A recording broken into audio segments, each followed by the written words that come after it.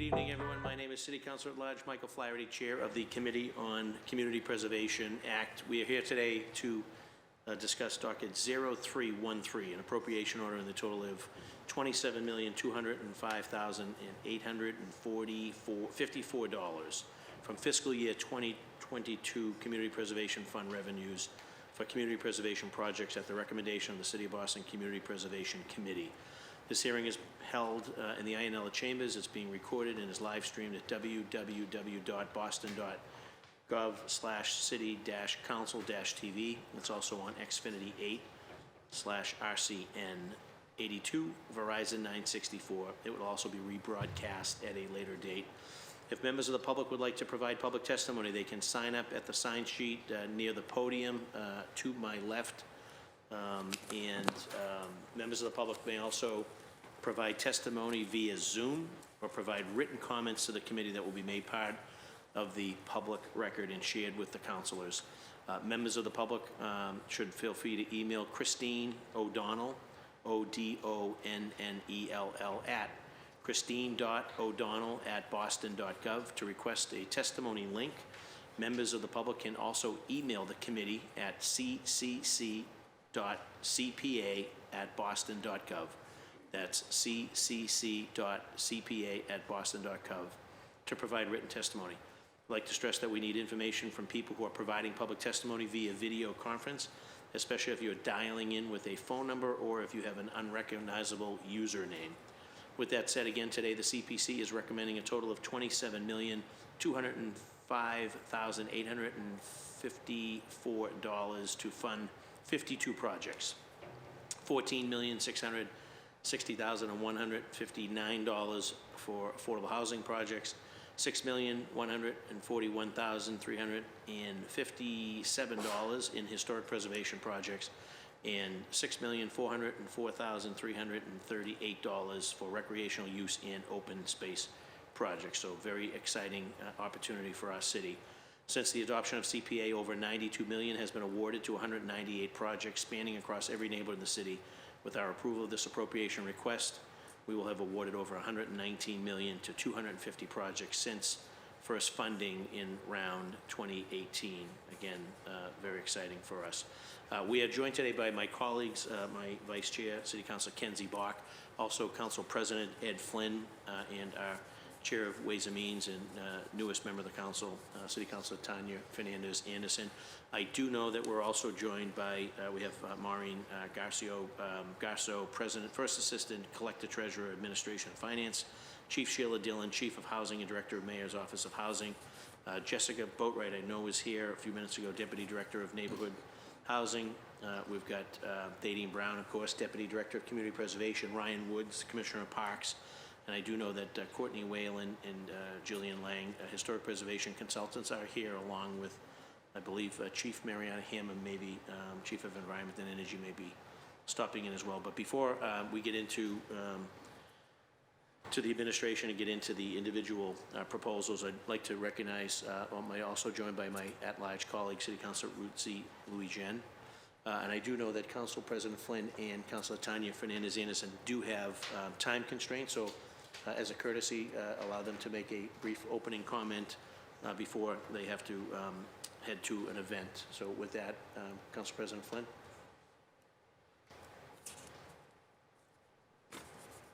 Thank you, Councilor Flaherty, for the important work that you're doing on this important issue, Community Preservation Act.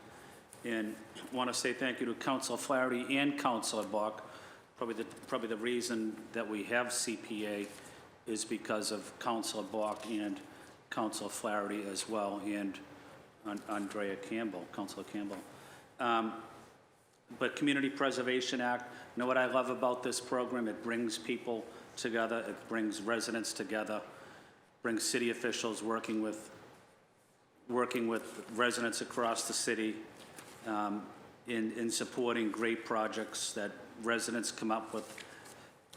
And it's really improving the quality of life for so many residents in the city. I want to say thank you to Mayor Wu as well and her team that's here.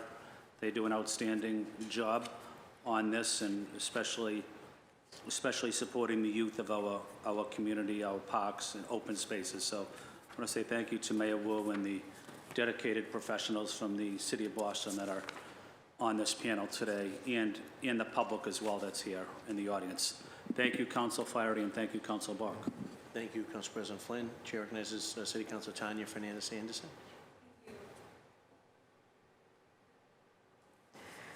Thank you, Mr. Chair. Thank you for holding this hearing, and to the panel and to everyone who's here in the audience today. Very excited to discuss these matters, and I mean, it's always good to give up money, right? So happy times. I thank you, Councilor Bach, Councilor Flaherty, and of course our fellow, as you mentioned, Councilor Campbell, for actually pushing this through, and I look forward to the conversations. Thank you, Councilor Fernandez-Anderson. Also joined and would like to recognize my Vice Chair, Councilor Kenzie Bach, who also played a pivotal role, I guess, in helping draft and support the legislation that eventually passed. So without further ado, Councilor Kenzie Bach. Thank you so much, Mr. Chair. The chair's being modest. Councilor Flaherty was the supporter of CPA the first time when it failed back in 2001, and then 15 years later when it succeeded, was really our council champion. This hearing delights me. I got to work on this campaign as an advocate, involved both with the Greater Boston Interfaith Organization and the whole Yes for a Better Boston coalition, organizing the campaign and knocking on doors. And so it just means a lot to know that, you know, Bostonians from all over the city with kind of gleams in their eyes about preservation projects, housing projects, environmental projects that they saw, you know, needed in their communities, got together and talked to their neighbors and got 74% of the voters to support this, and that now it turns into those projects that people were imagining. And I think it's such an exciting example of the way in which government really is like by us, for us, and we use these, you know, funds to make our collective dreams real. And in particular, I think came in response to a really deeply felt need in the city for more resources for affordable housing. We continue to feel that need, and it drives the advocacy for a whole bunch of other sources, potentially from a transfer tax on down. But I think CPA is an example of when you put the question to Bostonians, hey, could we all pull together a little bit to do more for affordable housing and also open space and historic preservation? The answer came back a resounding yes. And so it's always a pleasure for me because of the personal history, and then also because as a historian on the council, it's just been great to have the first ever sort of city level source for historic preservation, combine that with the really important priority of affordable housing. And as we all know, you know, as we tackle climate change and also as the city gets denser, you really need these outlets of open space. So just really excited to be here today, and grateful, as I mentioned, for the chair's leadership on this, and our former colleague, Councilor Campbell, as well. Thank you. Thank you, Councilor Bach. Chair recognizes Councilor Louisiana. Thank you so much, Chair, for holding this hearing, and to Councilor Bach for your leadership on this issue. Just want to echo a lot of the statements that my fellow councilors have already said. The Community Preservation Act is just a wonderful example of people coming together to, you know, fight for their neighbors and fight for affordable housing and preservation, an incredible source of funds that we have to do really important work that sometimes it's like hard to find the money. And we found it here through your collective efforts and through the organizing efforts of a lot of community groups and folks on the council. So I'm excited to be here as a new councilor to think about the ways that we're using the Community Preservation Fund and to lean into this work. So thank you very much, and happy to be here. Very good. Thank you, Councilor. We're also in receipt of 2 letters from colleagues. This I'd like to read into the record from Councilor Liz Braden, District 9. Dear Chair Flaherty, please be advised that due to a scheduling conflict, I will not be in attendance for the committee's docket 0313 on community preservation. I am in full support of the application for historic preservation made by St. Luke's and St. Margaret's Church in Alston, and look forward to the expansion opportunities for community gatherings that will result from the preservation work. I ask that you please read this letter into the public record. Sincerely, Liz Braden, Boston City Council District 9. Also received a letter from our colleague, City Councilor Ricardo Arroyo from District 5. Dear Chair Flaherty, please excuse my absence from today's Committee on Preservation Act hearing, docket 0313. The Community Preservation Funds is an essential resource for the City of Boston. The use of these funds for affordable housing, historic preservation, open space, and public recreation have an incalculable impact on the neighbors of the city. I am in support of this year's proposed investment in community preservation funds towards open space and recreation projects throughout District 5, as well as citywide investments. My staff will be attending the hearing. I will thoroughly review the video hearing minutes and public testimony, and will follow up with any questions or concerns. Sincerely, Ricardo Arroyo, Boston City Council, District 5. So with that, I'm going to turn it over to Thadeen, I guess, for introductory comments on behalf of the committee, and also if there are any time constraints from our chief, from our first assistant, and/or from our commissioner, just be mindful, and I can take, I'll defer to you in the order of the presentations. You have the floor up. Very good. Maureen will go instead, right? So, Maureen, would you just please introduce yourself for the record, and you have the floor. Yep. Okay. Thank you, Chairman Flaherty. My name is Maureen Garso. I'm First Assistant Collector Treasurer, City of Boston. Again, thank you, Councilor Flaherty, and good evening to all councilors and everyone from the public. As you stated, we're here today to seek council approval for the FY22 slate of CPA projects.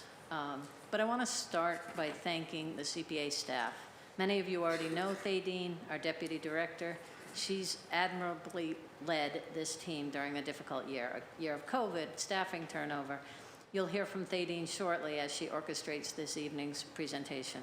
Also on staff are 2 historic preservation consultants, Courtney Whalen and Jillian Lang. They'll join us later to present the historic preservation projects. We've hired Brendan Killarney to fill a vacant contracts administrator role this year. There remain 3 to 4 open positions that we're hoping to fill this year, and that just speaks to the volume of work that has been put out by a small team.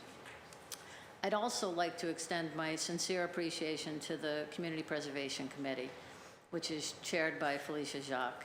These 9 individuals expended a great deal of time and thought reviewing applications and participating in public meetings.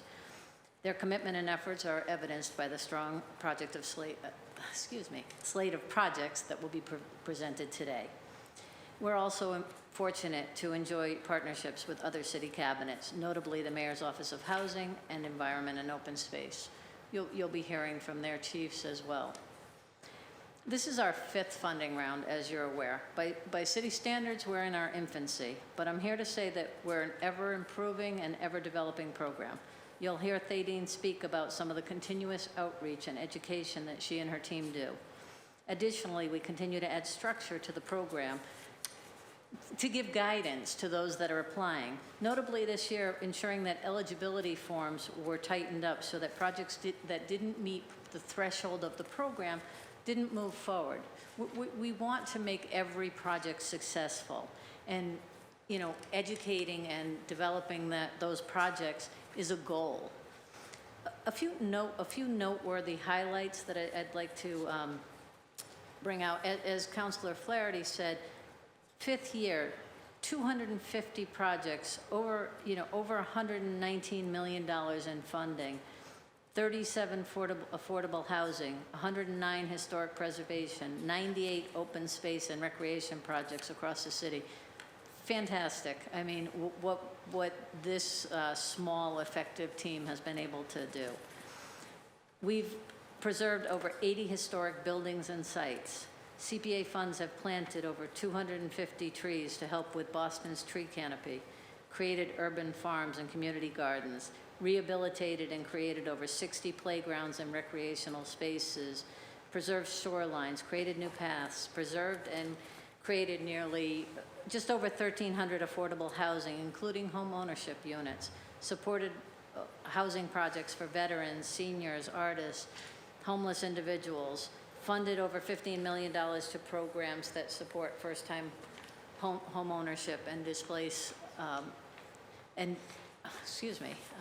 and prevent displacement. I could go on and on, but we all would like to get home tonight. So, but again, I'm here tonight because the CPA ordinance lays out a number of responsibilities. Tonight we're going to address 3 of them. First, and if Thadeen, if you'd pull up the first slide. The first one, first and foremost, is giving out money. So as Councilor Flaherty said, we are here tonight to ask for approval on 52 projects totaling $27,205,854. Over 50% in affordable housing, 20% to historic preservation, and 22% to open space and recreation. The balance left in reserve for future spending. Great slate of projects you're going to see later. The second responsibility we have that is listed in our ordinance is to provide mapping of where we have done this, this great work. So on the city's website is the map that you can see in front of you this evening. This mapping is available, and it's telling, but it's not as telling as we hope for it to be. So we have hired a consultant that is doing additional mapping, doing mapping that really breaks down to the core of what the CPA program is all about. Who are we helping? What neighborhoods? What are the demographics, et cetera? Thaddean will go into that later in the presentation, really give a deep dive into some of the things that J.M. Gulson is doing for us that will additionally be available to the public and will be provided to council as it becomes available. Again, it's a work in progress. We are a work in progress, but we are continuing to develop. And finally, the piece that I know Councilor Bach has looked for is to ensure that we do not supplant funds from other city budgets. So again, what that means is that when we started funding in 2018, 2017 needs to be our baseline. We need to say that we continue to grow the budgets of those departments that we augment, not supplant. So I'm here to say that for open space, the capital plan in 2017 was 23 million. In FY22, it's almost 37 million. Historic preservation had a modest 365,000 in FY17. In FY22, it's 526,000. That's the capital. The operating tells a different story. Parks excluding cemetery, 18 million in FY17. In FY22, it's closing in on 26 million. Mayor's Office of Housing had an operating budget of just shy of 13 million in FY17 and is exceeding 35 million in FY22. And Environment had 2.2 million in FY17 and is closing in on 5 million in FY22. So that is the baseline by which we look and make sure that we are continuing to grow those operating and capital budgets. Additionally, I will tell you that as all projects are presented to CPC and looked at, we run them through the budget office. We ask the budget office to take a look and say, any of these in the capital plan, anything here that looks, doesn't pass the sniff test, if you will, to make sure that we are not supplanting. And they do that regularly so that we continue to not only grow operating and capital budgets, but to grow our program and not supplant. So, Councilor Bach, I will say that I know you've asked for that in the past. I hope that's answering the questions that you've asked, and we can certainly get your office the actual numbers. Okay. With that, I'm going to pass it over to Thaddean. Thank you. Can you hear me? Yes. Okay. Thank you. Good evening, everyone. Chairman Flaherty, members of City Council, members of the public. My name is Thaddean Brown. I'm the Deputy Director for the Community Preservation Program. I've been with the CPA office for 4 years now and through all 5 funding rounds, and it's been truly a pleasure to serve the residents of the City of Boston. And like Treasurer Garceau just mentioned, I would like to acknowledge my hardworking team, Courtney Whelan and Jillian Lang, our historic preservation consultants, our new contracts administrator, Brendan Killarney, and the Community Preservation Committee as well. I would like to thank Treasurer Garceau for her tremendous support and leadership, and I would like to special thanks to our legal counsel and our auditing team that works very closely with the CPA department. We are a very small but efficient team. This evening, I'll give a brief overview of the CPA process, our FY22 funding round, and introduce to you the 52 projects recommended by the Community Preservation Committee, and answer any questions that you may have. So I'll start off, just for those who might not be familiar with Community Preservation Act, I'd like to give an overview in the next few slides that helps everyone understand the annual process for this $25 million grant program. Property owners pay a 1% property tax. Lower income and senior owners are exempt. The average homeowner pays about $32 per year. More than $20 million is collected annually, and the funds can only be used for affordable housing, historic preservation, and open space and recreation projects. And then there's a state match. Real estate transfer fees from across the state provide money for the CPA trust. This match increases our pool of funds to over $25 million each year. Next, there's the allowable uses of CPA funds under the general law, Chapter 44B. CPA funds are statutorily limited and narrowly defined. The funds can be only used for specific purposes: to acquire, create, preserve, and support community housing, to acquire, create, and preserve open space, to rehabilitate and restore open space that was created or acquired with community preservation funds, to acquire, create, preserve, rehabilitate, and restore land for recreational use, and to acquire, preserve, and rehabilitate and restore historic resources. All proposed projects must meet the terms of these definitions and requirements stated in Chapter 44B. Next, I would like to highlight the Community Preservation Allowable Spending Purposes Chart. This chart is significant to the decision-making process during the eligibility phase for the CPA team when determining eligibility requirements for projects seeking CPA funds.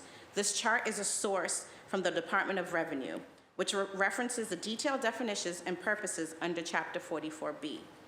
Understanding the allowable use of CPA funds is critical to the success of applicants being invited in to complete an application.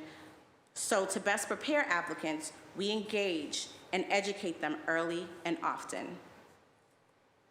To best educate residents and organizations on the CPA statute, process, and allowable uses, we host a series of events throughout the spring, summer, and fall.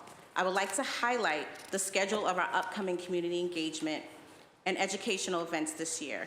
These events will be listed on our website for those who would like to attend. As I stated in my introduction, the CPA team is small but very efficient. Over the last 2 years, we have transformed our daily operations significantly. Staff and consultants monitor over 160 projects daily, site visits, monthly check-ins, monitoring construction timelines and processes. Efficient tracking systems are in place. We have 81 projects that are completed to date. 91% of our funding from 2018 to 2021 projects have been paid out. To date, 100% of the funds for 2018 have been spent, 95% for 2019, and 90% for 2020, and 84% for 2021.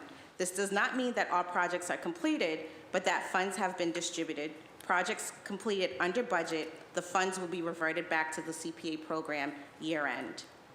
Applicants have 2 years to complete an open space and recreation project or historic preservation project. Affordable housing projects are granted 5 years.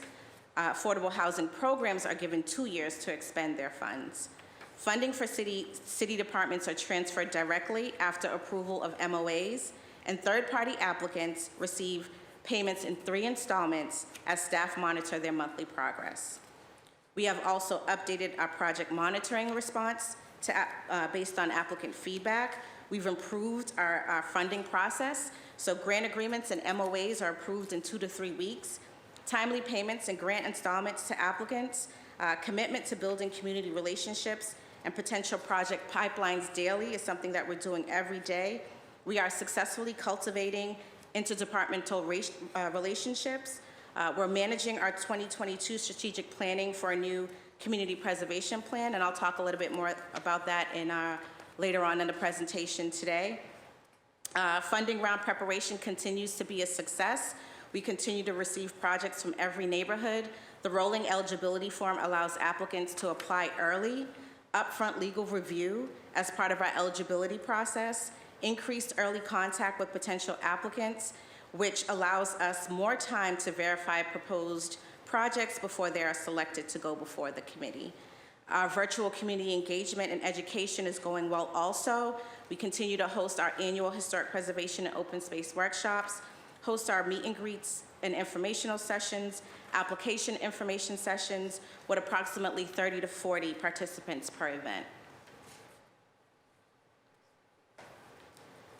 The 2022 funding round, Boston's 5th year of participation in the CPA program, had total funds available were projected at $29.5 million. 3.4% was allocated to administrative cost, and the CPC had approximately $28.5 million to consider for recommendation this year. With reverted funds reallocated to CPC, they had $29.4 million for final consideration. And to highlight a breakdown of our previous funding rounds, in 2021, we awarded $25.5 million to 67 projects. 2020, we awarded $24 million to 40 projects. In 2018 and 2019, we awarded $43 million to 91 projects. To give you some of the funding highlights for this FY22 round, the CPA staff hosted over 10 virtual events, information session workshops, and meet and greets, with over 200 participants joining over the virtual events and meetings. We had over 95 eligibility forms that were submitted, requesting over $42 million in funding. Eligibility forms submitted from every neighborhood. 66 applications presented to the Community Preservation Committee, $36 million in funding request. The CPC held 11 public meetings from September through January, over 20 hours of public discussion and application review. 52 projects are being considered for the FY22 funding round, totaling $27,205,854. Total applications received by neighborhood is on this next slide. As you can see, here's a full overview. Dorchester has the highest amount of applications this year, followed by Roxbury, Beacon Hill, and South Boston. There are 4 neighborhoods that did not receive funding this year: Bay Village, North End, Rosendale, and West End. We did receive eligibility forms from these neighborhoods, but the projects were not invited in to apply for the FY22 funding. The Community Preservation Committee is committed to funding projects in every neighborhood, so staff will continue to work on finding projects with the readiness to proceed. The fact that we continue to touch every neighborhood is a testament of how community-driven this program is and how it's important to the city. This was a very competitive round and hard decisions this year. I would like to present to you the 52 fully funded and partially funded projects that are recommended to the City Council. And I would like to now we're going to go into a detailed presentation of affordable housing projects, historic preservation, and open space and recreation. And I'll ask Chief Dillon and Deputy Boatwright to join us to review the slate of affordable housing projects.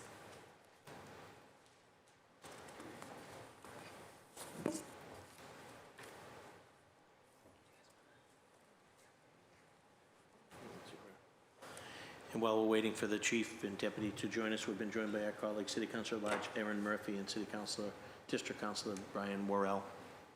Thank you, guys. Afternoon, evening, Chief. Good evening. Great to see you. Good to see you. And Deputy, you guys have the floor, whoever. Okay, great. I'll just kick it off. Good evening, Chairman Flaherty and members of the council. I'm pleased to be here tonight to discuss a slate of affordable housing projects that are seeking CPA support. As some of you are aware, this fall, the Mayor's Office of Housing had a large funding round in the fall of 2021, and this is our call for great affordable housing projects citywide. And we make multiple funding sources available through that round. Linkage, IDP, City of Boston operating, and to discuss tonight, CPA. After careful underwriting by the Mayor's Office of Housing, along with the CPA team here, the Mayor's Office of Housing is recommending that 10 housing projects receive CPA funding. These 10 projects are located in Dorchester, Jamaica Plain, Chinatown, and Roxbury. 3 of the projects are homeownership projects and 7 are rental. And combined, they'll create a total of 480 new units of affordable housing. Before I hand it over to Jessica Boatwright, who will give a quick overview of these 10 important projects, I too want to thank Thaddean Brown and her staff. They have run a wonderful process. They have been really just great to work with, thorough, and really have listened to our what we've loved and the concerns that we have brought forward. And also Felicia Jacques and the board of directors they've given just countless hours to make the right recommendations here tonight. So without further ado, I do want to hand it over now to Jessica Boatwright, Deputy Director of the Mayor's Office of Housing. Thank you. Very good, thank you. Welcome, Jessica. Thank you. Good evening, councilors. I'm very happy to be here tonight to talk about a great group of projects that the Community Preservation Committee is recommending for funding. Sheila just mentioned our gratitude to Thaddean and the staff and to the committee, but I really want to give credit to the Community Preservation Committee for their really thoughtful consideration and their ongoing prioritization of affordable housing projects. We had some really great discussions this year about how they wanted to use their affordable housing money and trying to balance prioritizing deep affordability and prioritizing opportunities for wealth creation through homeownership production. So I think it's a really exciting group of projects, and just going to go right into them. I'm going to try to tell you at least one thing about each project that's not on the slide. So we'll see how that goes, and I'll try to get through them quickly.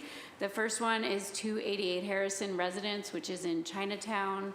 It will be 85 new affordable rental apartments. It is a collaborative effort between Beacon Communities and the Chinese Consolidated Benevolent Association. Many people who are familiar with Chinatown will recognize the site. It's right next to the existing Tai Tung Village development. And it's really exciting to everyone who's been working on this slate to offer a large number of affordable units in Chinatown, where it's really hard to build new right now. Next project is DMH at Harvard Commons in Dorchester. This is a service-enriched supportive housing project developed by Cruz Development. It is one of the last pieces to complete the really impressive Harvard Commons campus. And CPA funds actually alone are allowing this project to happen. It will be 4 units for extremely low-income adults with mental health challenges. So it'll be a really nice project. And the next one is Hamilton at Mount Everett in Dorchester. This is a supportive senior rental project. It's one of the first supportive senior rental projects in the city, where Hebrew Senior Life will be providing the services in partnership with Viet Aid, which is the developer, and it will result in 36 new homes for seniors. The next project, Talbot Commons 2, is an all-affordable multifamily rental development developed by Codman Square Community Development Corporation. It's the redevelopment of 2 parcels of city-owned land into really needed 42 new affordable homes with a variety of unit sizes to accommodate a variety of household sizes in the existing neighborhood. Stoneley, Brookly, and Jamaica Plain is the next project. This is a home ownership project that actually was originally permitted as a privately developed rental project with only 1/3 of the units being affordable, but now True-Gorth Companies and the Jamaica Plain Neighborhood Development Corporation have taken it over so that all 45 of the units will be affordable, including 5 units with artist live workspace. The next project is 127 Amri Street. If people can see the image, they may recognize that this is a development that continues to build out Boston Housing Authority's Amri Street public housing redevelopment, right, transit-oriented along the MBTA Orange Line. It will result in 96 affordable rental units that will transform where a BHA garage and public safety building are right now. It's being developed by the community builders, and this project will also include a central green space that will service all of the buildings existing and redeveloped on this campus. The next project is Nuba Homes in Roxbury. This will be 49 new affordable homeownership units, 49 new homeownership units, 36 of which are affordable. It's being developed by Urbanica. It's one of 2 affordable buildings. There's a partner rental building that will also be built on this site, which is one of BPDA-owned site. It's BPDA Parcel 8. It also includes artist live workspace as well as ground floor retail, and we are interested and excited to see how this proposal goes forward. It includes a crowdfunding campaign to try to help local residents invest in the construction and build equity, so we'll all be following that closely. The next project is Nubian Ascends. This is also on a BPDA lot. This is on the Blair lot, part of the Blair lot redevelopment. The larger site redevelopment includes office space, a couple of different food spaces, artist lab, and workspace. This will be 15 new home ownership units. 10 of them will be affordable, and artists that live in this building will have priority to use the artist live workspace elsewhere on the campus. Bartlett Station F5 in Roxbury is the next project. This includes 44 rental units developed by Nuestra Comunidad. It further builds out the really transformative redevelopment of the bus yards at what is becoming Bartlett Station. And this also has a lot of different unit sizes for different household sizes in the neighborhood, as well as indoor and outdoor public space. And then the last project in this year's group is 2085 Washington Street in Roxbury on a really key corner of Nubian Square. There will be 64 affordable rental units funded by CPA funds in this building, which also includes 36 homeownership units. It'll be a 10-story building. It's the final phase of redevelopment of Parcel 10, and it's being developed by Trinity Financial and Madison Park Development Corporation. Those are the 10 projects. I'm not sure if it's now or later, but we're happy to take questions about any of those projects or about the housing slate more generally. Well, very good. Thank you, Deputy Director, and thank you, Chief. Who can be against this great opportunity for our city to put people in homes? Just 2 quick questions, I guess, which Thaddean talked about maybe in her slideshow. Have over the last several years, have any funds been sort of de-designated for any affordable housing projects that have been put forth, that to best of anyone's recollection? No, we are actively working with projects. And then this year, I noticed that there was no funding for the Oneplus Boston mortgage program, which I think is phenomenal, and wish that we had more participating banks. So is there a reason why Oneplus Boston didn't get a nod in this round of funding, and can we make sure they're in the... We currently still have resources for Oneplus Boston, out of our current budget, and we anticipate getting more through the city budget. So we felt like right now we don't need them, but if we do burn through those, we'll be coming back next year for more funding. Okay. My colleagues have any questions on the housing side of the house? Councilor Block? I guess just really, I'm not sure that it's necessarily a question for you guys. I just wondered if maybe it's a question for Thaddean and Maureen, what the conversation in the Community Preservation Committee has been about relative allotments, because I don't think the CPC's ever sort of set out a specific plan, but I know that when we passed this, there was always the conversation about sort of lion's share was probably going to be for housing. Obviously, we haven't gone the Cambridge route where 80% is housing, 10% is each of environment and historic. But I think I remember that last year we were closer to 60% for housing, and here we're just at 51%. So I just wanted to understand a little bit what the CPC conversation about that's been. So I'll jump in. You just, It sounded like a brief tape delayed. You can just keep talking. It'll pick you up. I'll jump in and say that in the CPC committee hearings, they have used a guiding principle of 50% for affordable housing and 20% for historic preservation and 20% for open space, leaving that 10% to augment where needed. So again, it's a guiding principle. It is not, it is not cast in stone. So ultimately, the committee they have the option to go big any year they want to in terms of doing 60 or more for housing.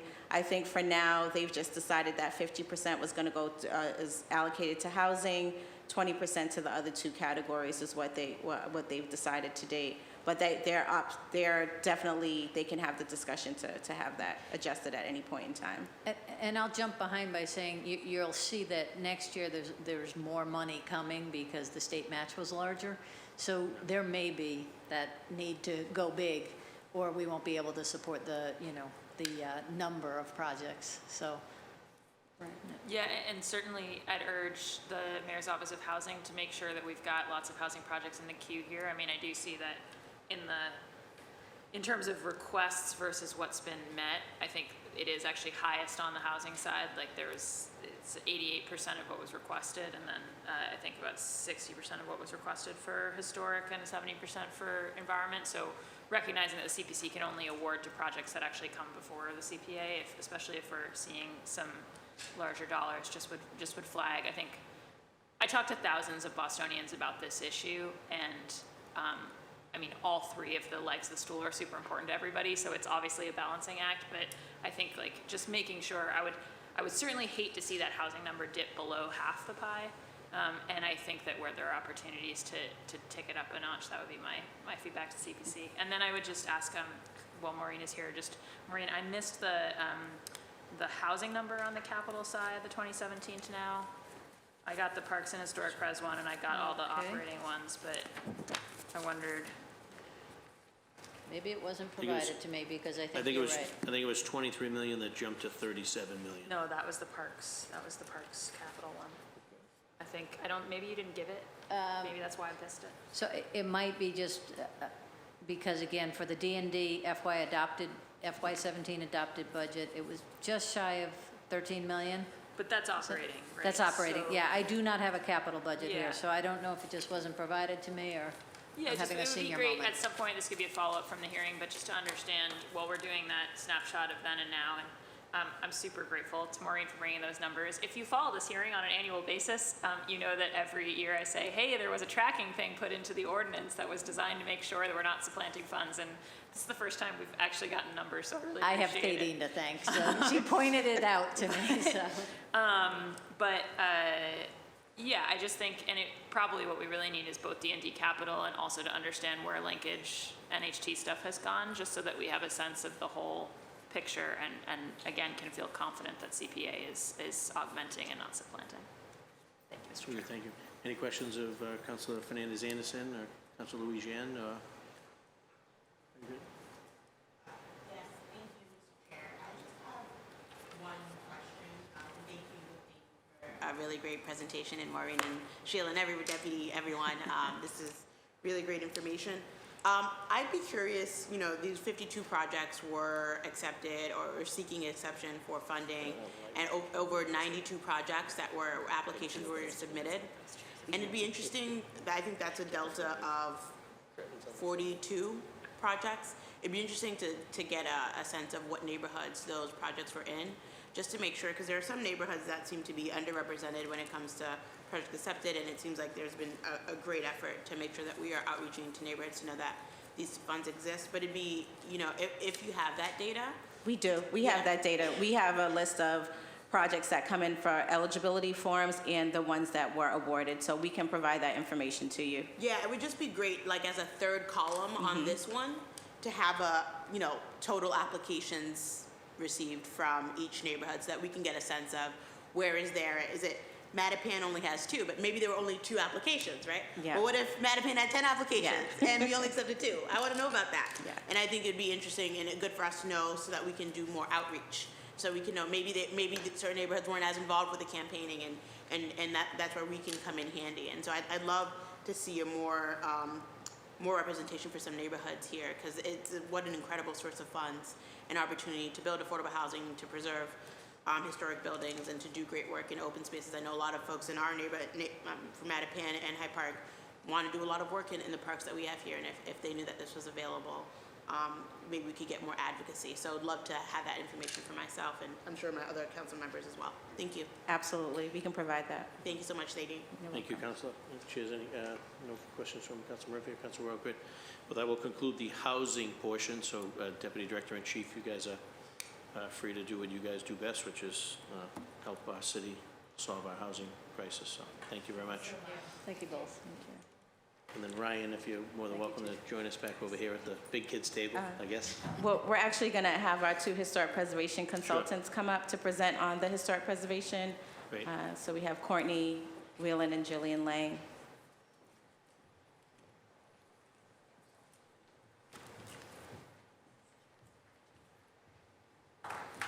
Welcome to Courtney and Jillian. If you, whoever chooses to go first, just introduce yourself for the record and you have the floor. Hi, my name is Courtney Whelan. I'm a historic preservation consultant to the City of Boston CPA department. And with my colleague, we have decided just to split the list. So we're just going to read them into record for Great. you, and we can take questions after if you'd Great. like. So we're doing these by neighborhood alphabetically. So we're going to start in Alston Brighton, St. Luke's and St. Margaret's Church. Slated award is $500,000 and is for masonry and roofing repairs to the 1914 building complex, the first phase of a reimagining of the landmark. Boston Architectural College, 951 Boylston Street, $495,000 for masonry and window restoration of 951 Boylston Street, the flagship building for the college. Community Church, Boston, $100,000 for the roof replacement of the 5-story storefront building, which is the home of Community Church. Nichols House Museum, $72,400 for exterior restoration of original features and shutter restoration of the Women's History Museum. Beacon House, $350,000 for exterior masonry restoration of the affordable housing for 117 elders and people with disabilities, and that's permanently affordable. The Vilna Shul Boston Center for Jewish Culture, $275,000 for the restoration of the failed front plaza at Vilna Shul. Boston Harbor Islands Collaborative Archaeology Project, $250,000.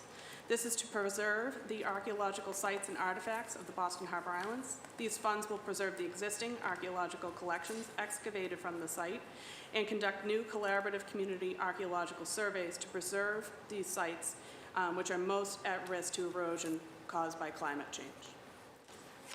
USS Constitution Museum, $20,000, another climate project, for the relocation of their mechanical systems to above flood level to protect the museum site and its collections.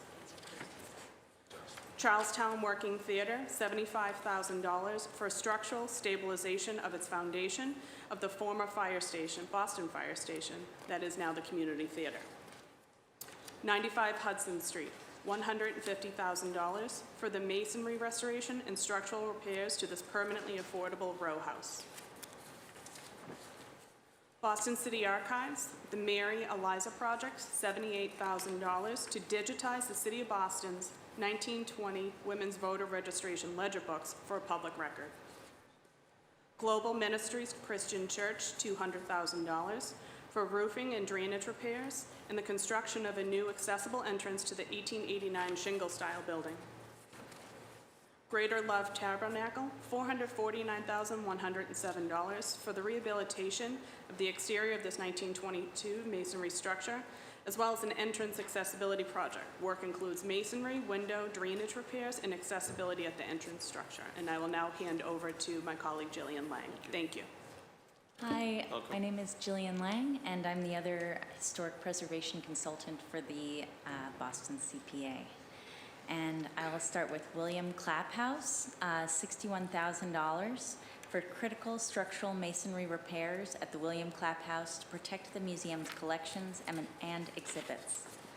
The Schooner Roseway, $360,000 to rehabilitate and restore the framing and ballast of the historic 1925 vessel, allowing it to continue to function as an educational space for primarily under-resourced students in the Boston area.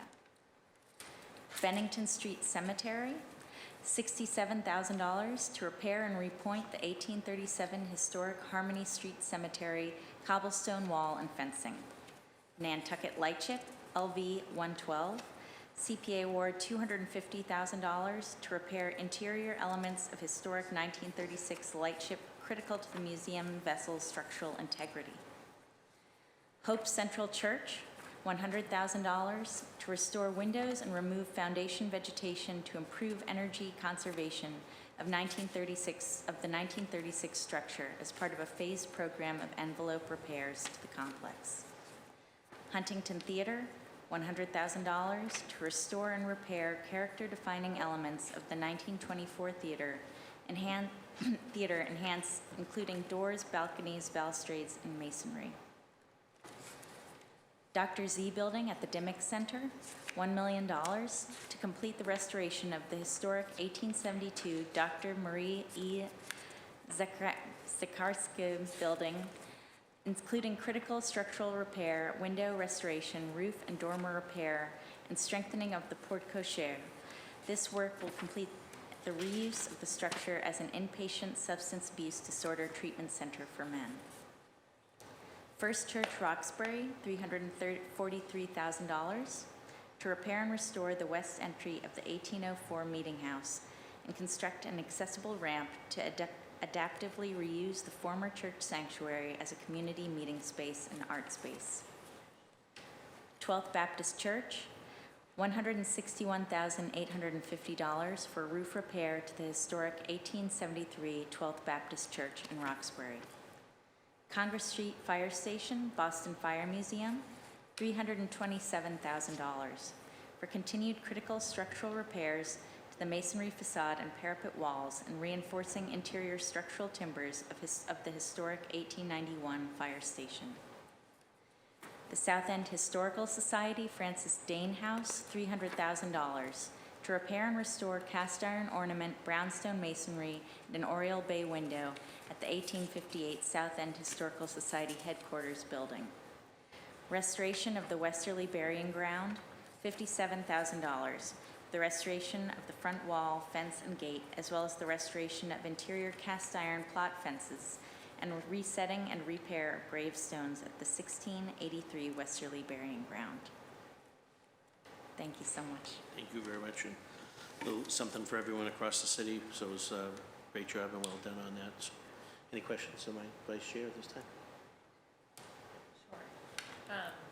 Thank you, and there are lots of these projects in District 8.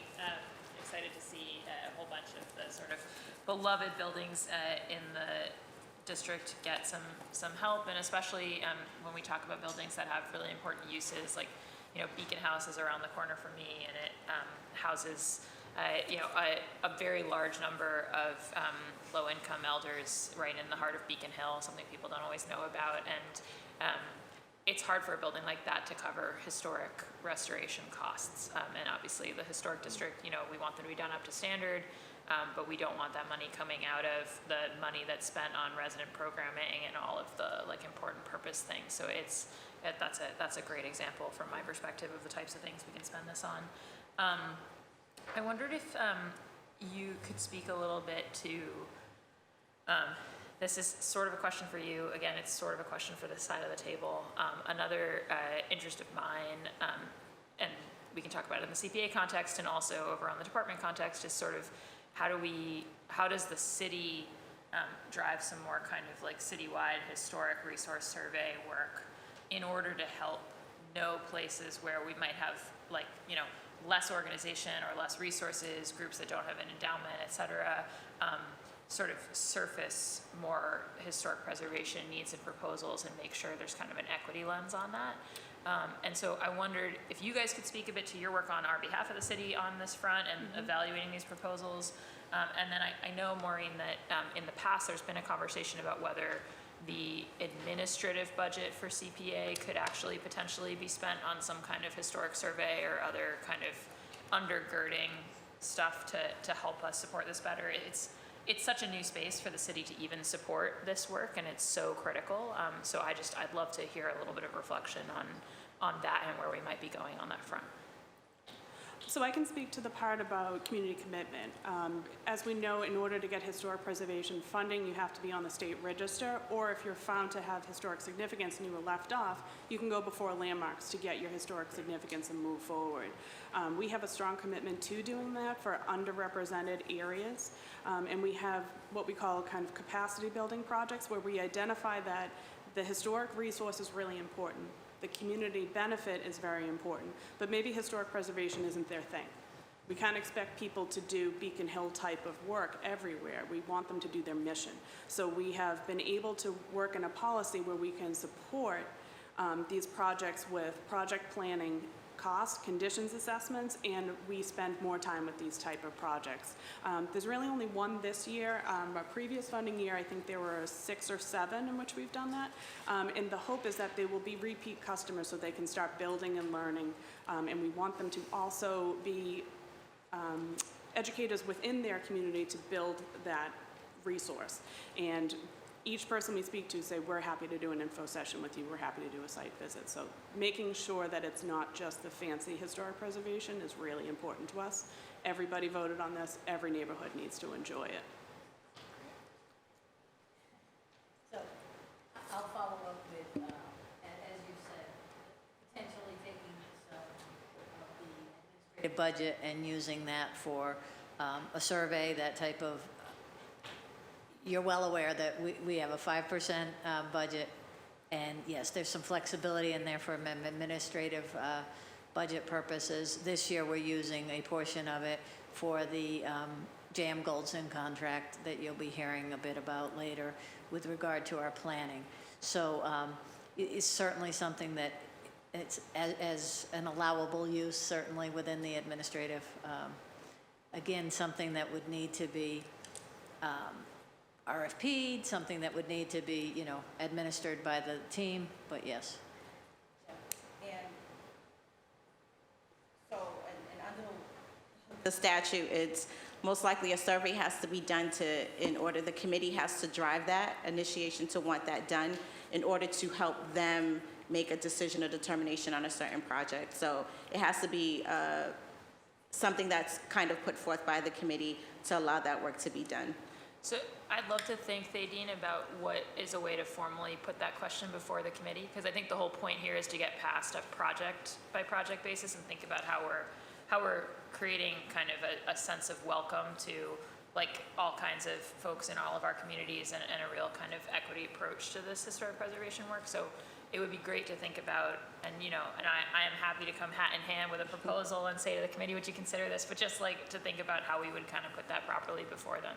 Yeah, absolutely. I think that would be a great idea. I think as we continue to do education and engagement, we're trying to think of ways as to when we meet with the community on more ways to be innovative and how we can draw more projects from into each category so that we're successfully touching every parts and every types of project within the city of Boston. Great, thank you so much. Thank you, Mr. Chair. Thank you. Anything on the historic preservation side of the house? Councilor Louisa? Thank you, Mr. Chair, and once again for all this information.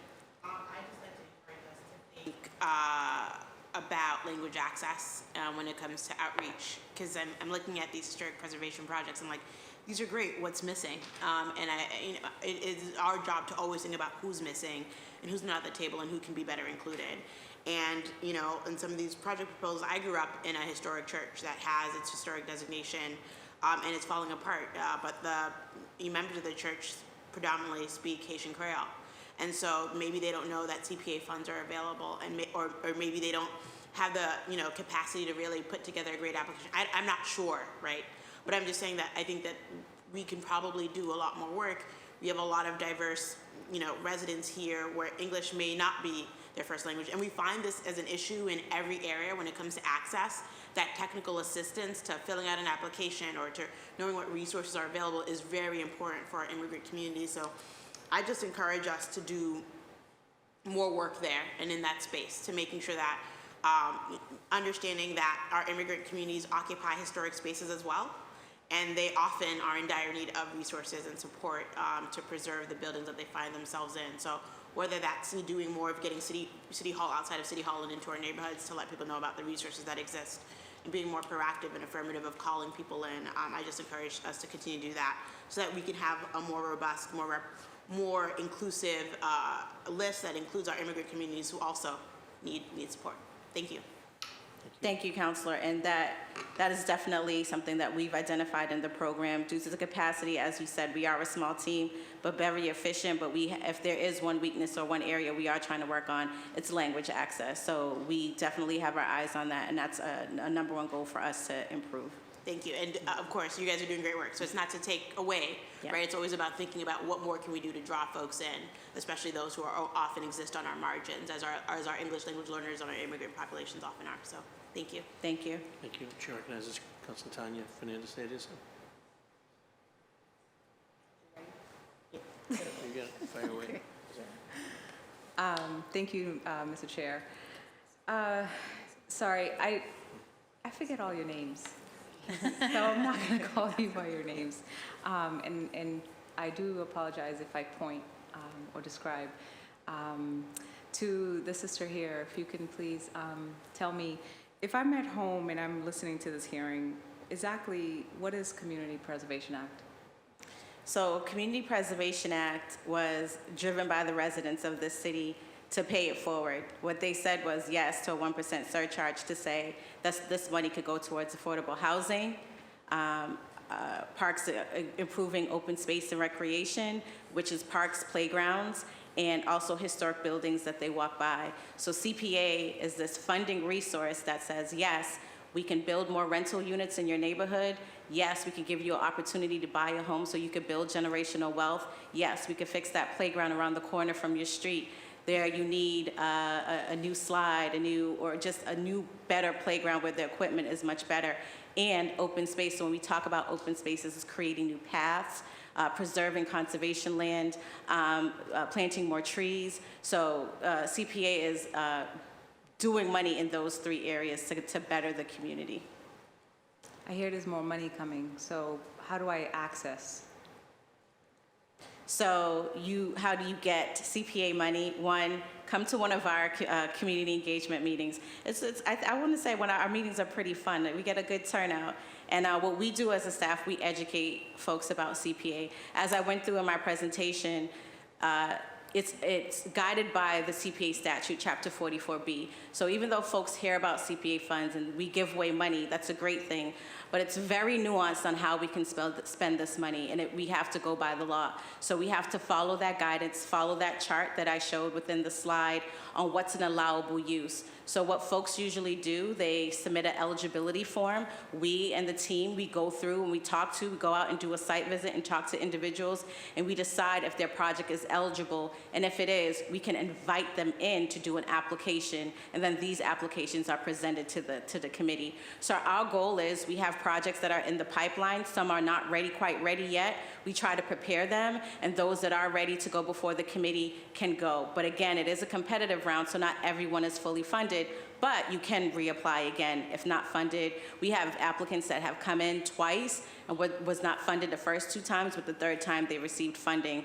So we ask folks not to be discouraged, but to kind of be best prepared, because when you receive these funding, after you receive the funding, you have to agree to the terms of the grant agreement, which what we say is you have to agree for 15 years to keep this historic property and to keep this open space, affordable housing is already permanently staying there, but they have to agree to the terms of the grant agreement as well. And then you have to do the project and go through our site visits and pre-construction visits. So having the project management skills as well, that's also something that we look for. And also CPA funds does not cover maintenance and operations. So how are you going to cover the maintenance and operations for your building or for this space for the next 15 years? So these are all the things that we look for when folks come in to do an application, and when folks really come into our information session and understand and really do a deep dive on what we do, they have a better understanding if they're best prepared to move forward. And our goal is to educate and get folks prepared. Well, thank you so much. That was wonderful. And I do agree, you guys are super efficient. This book is fancy. So I can think of at least 4 or 5 different projects right now in my district that could go for this, right? And not in disagreement with the sister in blue, but I think that we do want fancy things. We want super duper fancy things in Matapan and Roxbury. Not to speak for my counselor there, my colleague there, I represent District 7. But then, in the interest of equity, could we not then write in the line item to sustain it? Since if we're poor, and I come to you and I say, there's this place, but I don't have a budget for the next 5 years, some sort of transitional something. Is there possibilities? Have we talked about exploring these opportunities? So what we can do for organization, and I'll have my colleagues jump in as well, but what we can do for an organization that may not have the funding, we try to connect them to resources, to other grant programs besides CPA, because CPA is only one grant.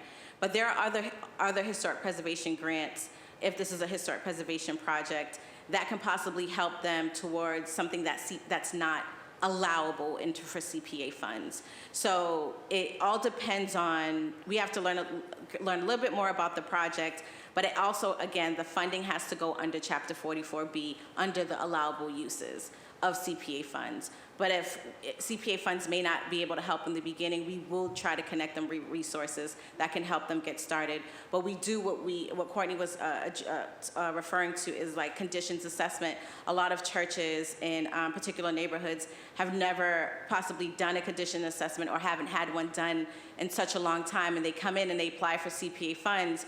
And what we say is, out of the funding that you're going to receive, we're going to have you do a conditions assessment. One, it's going to best prepare them to know what's wrong with their building, but also allow them to come back for CPA funds, because now they've identified all the areas in their church that need work, and where do they start from first to fix all the critical areas, and then where they can go from there. So that's how, when we help with planning and conditions assessment, that helps in that area, and I'll have my colleagues jump in on anything else. You fund the conditions assessment?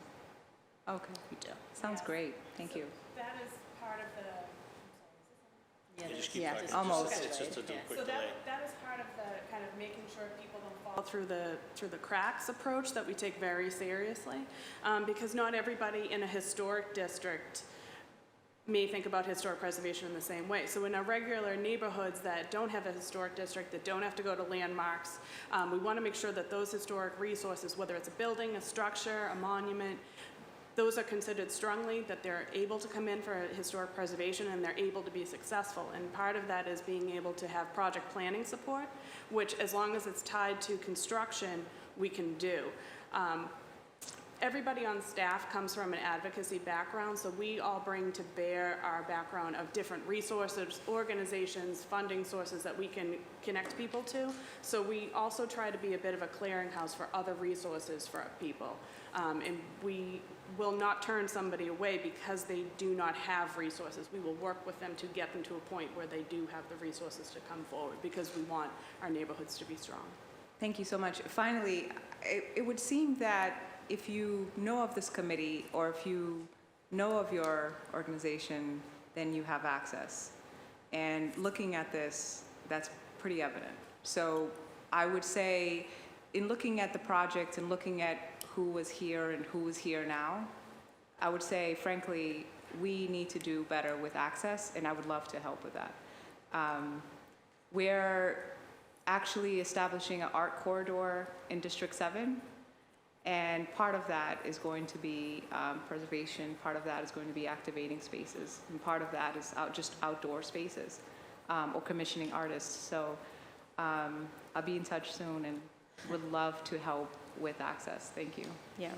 And we do host meetings. If any city councilor wants to reach out to us to do a specific meeting with CPA, we've done that in the past. Thank you. You're welcome. Thank you. Councilor Anderson. Councilor Murphy or Councilor Worrell, any questions on historic preservation? Nope, very good. Last word on historic preservation, Councilor Bach. Oh, yeah, I just wanted to say, because it was topical, related to the landmarking. I was testifying virtually up at the State House today about the local landmarking home rule petition that this council passed. So, fingers crossed that we'll be able to move that through the State House. If we do, then we'll be able to landmark things of significance at the city level, and I think that would take a big step for us in terms of equity. So I want to thank councilors who supported that last term, and fingers crossed on that front. Thank you. That will conclude the historic preservation portion of the presentation. So thank you both for your time and talents, and look forward to working with you moving forward as well. Is it safe to bring Ryan back now? Yes. Oh, and the chief, I didn't say the chief is behind.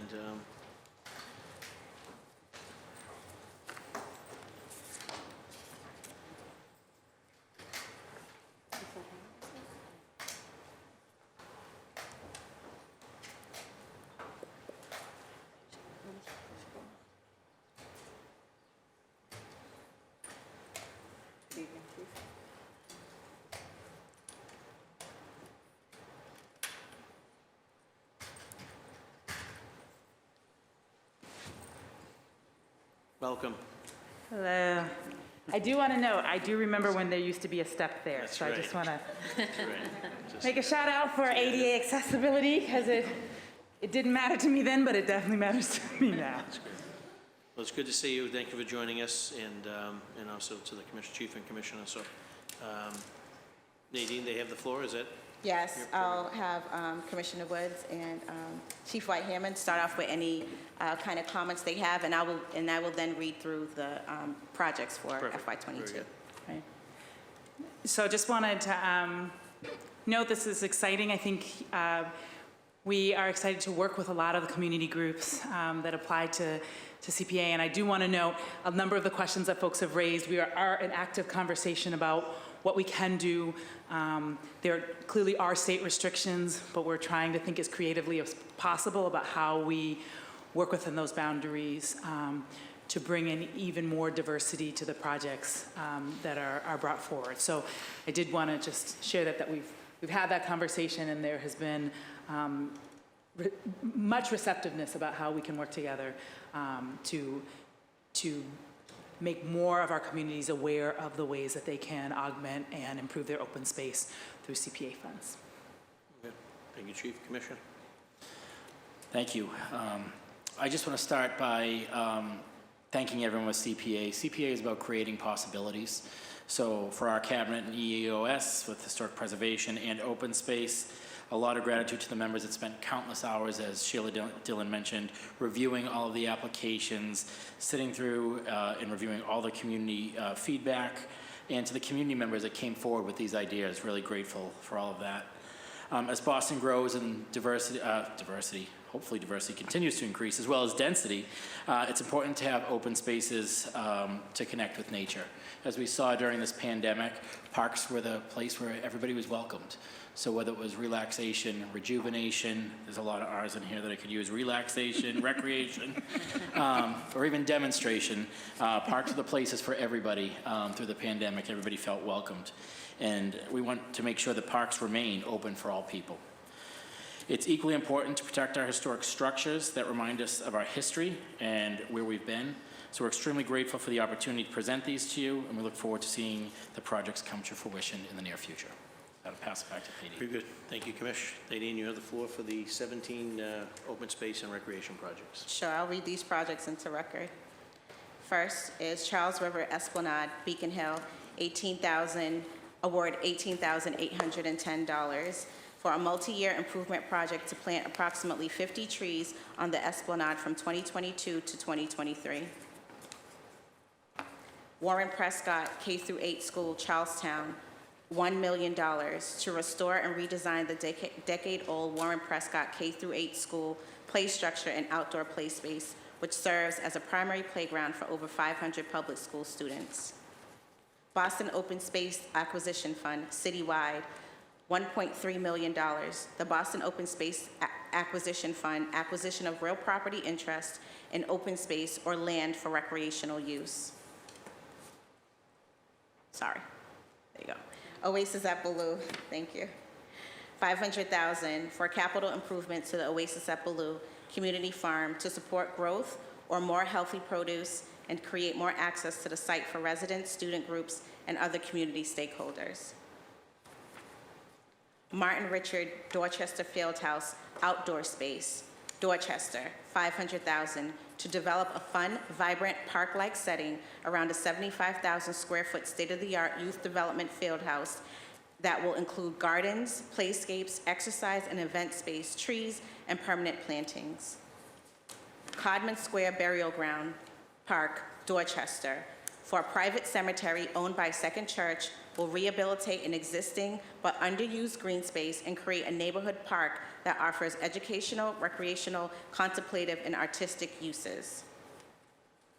Garden at Magnolia, $94,961. The continued construction to help complete a new community garden, lawn, perennial beds, and children's garden in Uppins Corner. 6 Chelsea Terrace, Secret Garden, East Boston, $225,000 for the creation of a recreational space, funding critical improvements to a blighted lot to make it a functional community garden for seating and a public path.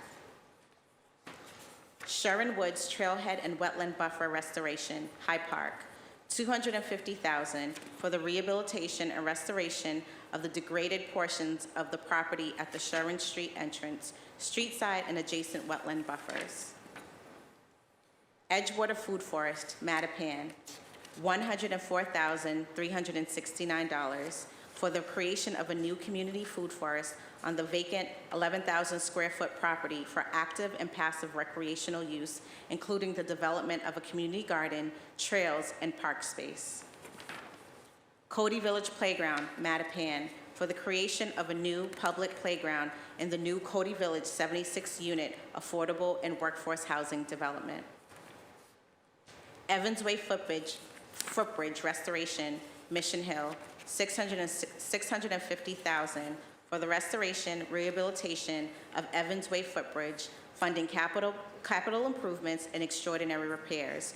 The bridge will invite the public to discover and explore many recreational, natural, and cultural amenities of the Back Bay Fens.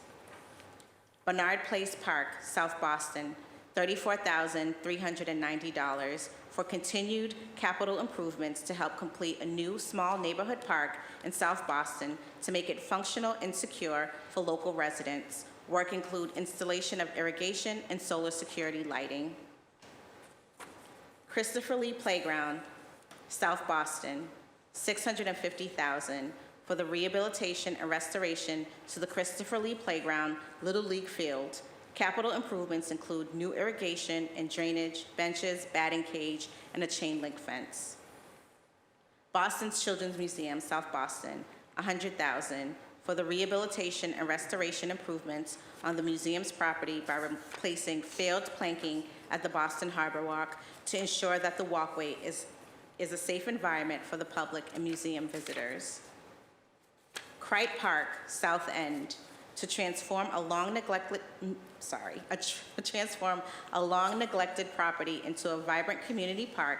The site will memorialize the late Alan Rohan Cright, an internationally acclaimed African-American artist and longtime South End resident.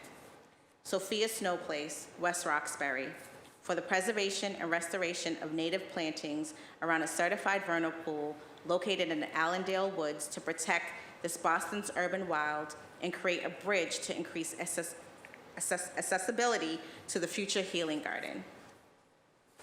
I'll end here and take any questions on open space and recreation projects. All great choices, again, spread out across the city, so I appreciate that effort, obviously by the chief and the commissioner and Nadine's team. Anyone have any questions of open space at this time? Councilor Bach. Two things, a question and a note. On the note front, just that the Evans Way Bridge, I'm thrilled about it. It's definitely a Fenway project, not a Mission Hill project. No one would categorize that as Mission Hill, I feel confident saying. So especially because we are looking at neighborhood distribution of projects, and I think that Mission Hill is like a little bit low, and that's something that I hope the committee will consider next time around. I'd really appreciate it if this could get correctly recategorized as a Fenway project. But that said, it's tons of people use that pathway. It gives access to the local recreational fields, all kinds of things, and it would be great to have the bridge back. So excited about that. And then question was just, I'm excited on the citywide front to see us still prioritizing the parcel acquisition fund and kind of that goal citywide. I think we all know that trying to strategically grab parcels for open space, urban wilds, all these things is really important to us. And so I just wondered, Chief, if you could talk a little bit more about that. Yeah, so I think, you know, again, we are in deeper conversation and talking more about how we like continue to move strategically. Yeah, there are, really thankful for the process that CPA has and that allows many different community groups to lean in. And part of the reasons that we want to have that acquisition fund is that sometimes things don't move on the same schedule exactly as when the CPA processes. And so having that acquisition fund does give us a little bit more flexibility to know that the resources are going to be there and have conversations with landowners. I mean, there are a couple that we're in right now where it wouldn't necessarily work to say, great, we're happy to see that, and in September we'll put in an application. You know, we need to have some flexibility to be able to move nimbly. So we're glad that we have those resources. We are hoping that those resources will grow over time, because I think that especially in some of our neighborhoods where gentrification is a real issue, there's not always sometimes we have to move a little bit more quickly than the current process allows. And so we're thankful that those resources allow us to act on a schedule that works. I mean, we're still trying to work out, so as sometimes we'll have to bring things back, which I think, you know, we're working out how we can make these processes work in alignment with the state goals, but also making sure that if the parcel is available, we can move in a timeline that allows the landowner to see us as a viable partner and not think that it might take 2 to 3 years for them to receive funds. Great. Thanks so much. Thanks, Mr. Very Chair. good. Chair recognizes Councilor Erin Murphy. As a citywide councilor, I am definitely advocating and rooting for all of these projects that are in the different districts. So I want to thank you all for your thoughtful consideration. All these projects are so wonderful, so I'm hoping we fund them all. But wanted to point out too, as a former BPS teacher and a mom, I know, and we all know here, how important open spaces are for the positive mental health for our children, for all our families. So I definitely want to put a plug in. I know like the Warren Prescott School, they have an after-school program that I believe runs till 6 o'clock. So this space will be used not just during the day for the school children, but their after-school program. And also the Boys and Girls Club Field House. These open spaces are there for the neighborhood kids too, right? We have our structure, we have the school, we're going to have the clubhouse, but these outdoor spaces are going to be used for the kids in the neighborhood. So really want to make sure that we're funding these outdoor spaces so that our children and our families have these important spaces. So thank you. Thank you, Councilor Murphy. And this would conclude the open space and recreation. So thank you, Chief, and thank you, Commissioner, for your time and talents here, and look forward to working with both of you moving forward as well. And this is obviously the fun part, which is obviously the public testimony part. I'm going to recognize, we have another, Nadine, we're moving to public testimony. You have another part that... I do. I wanted to talk briefly about the strategic planning that we're doing for the program. It's just a few slides I can close out really quickly. That'd be good. We have hired a firm, J.M. Golson, to complete our program evaluation. They've have experience for the last 20 years in community preservation. They'll be working with the CPA team from January to June 2022. The goal, their deliverables, is to give us a new CPA plan. They're going to assess, do an analysis of the full program, and create a final community preservation plan for the committee for the next 5 to 10 years. They've created some great maps for us that talks about, you can see here the full neighborhood totals, that projects that we have funded to date. Next slide. They've give you spending percentages that they have also done some analysis on. Next slide. They've narrowed down language access to all the projects we have funded in neighborhoods that have a language access need.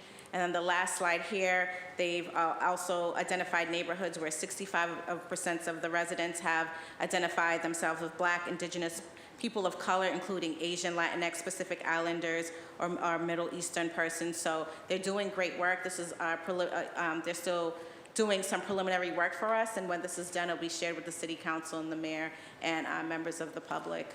And so that concludes our presentation for this evening. Thank you very much. Zadine for that, and also obviously for the work that Maureen Garso does. Question on housekeeping, because I know we got a little off track with COVID. I know that there's a member or two that may be up for council renewal.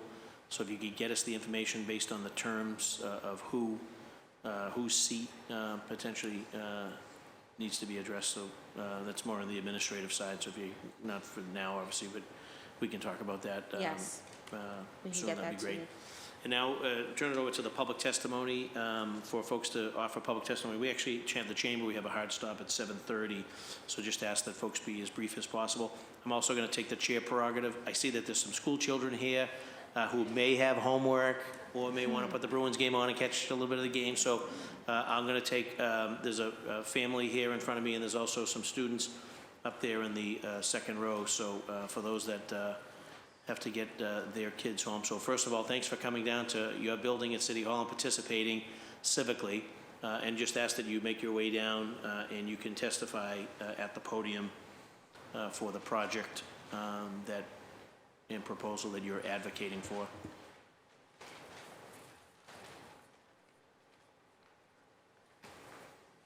Maybe you could just please introduce yourself for the record. Can you hear me? I can't really. Yep, we can hear.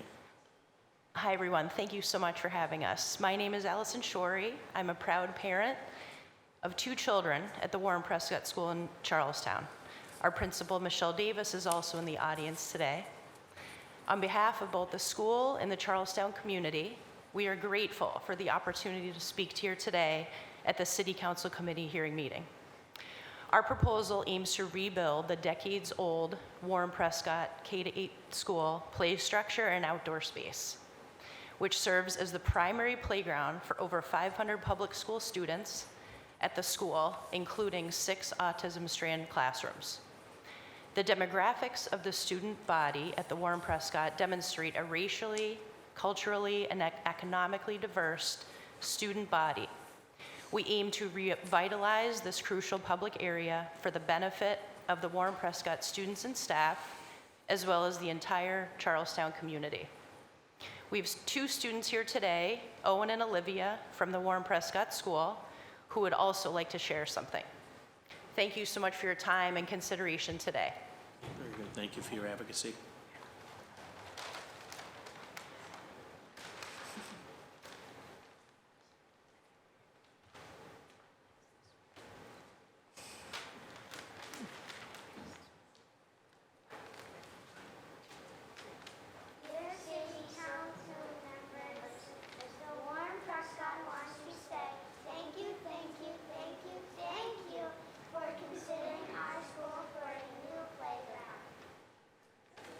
Good stuff. Thank you very much. Great work. Thank you. Thank you. Thank you so much. And then I see this looks some other students, if you want to make your way down. And there's a podium right there in front of you.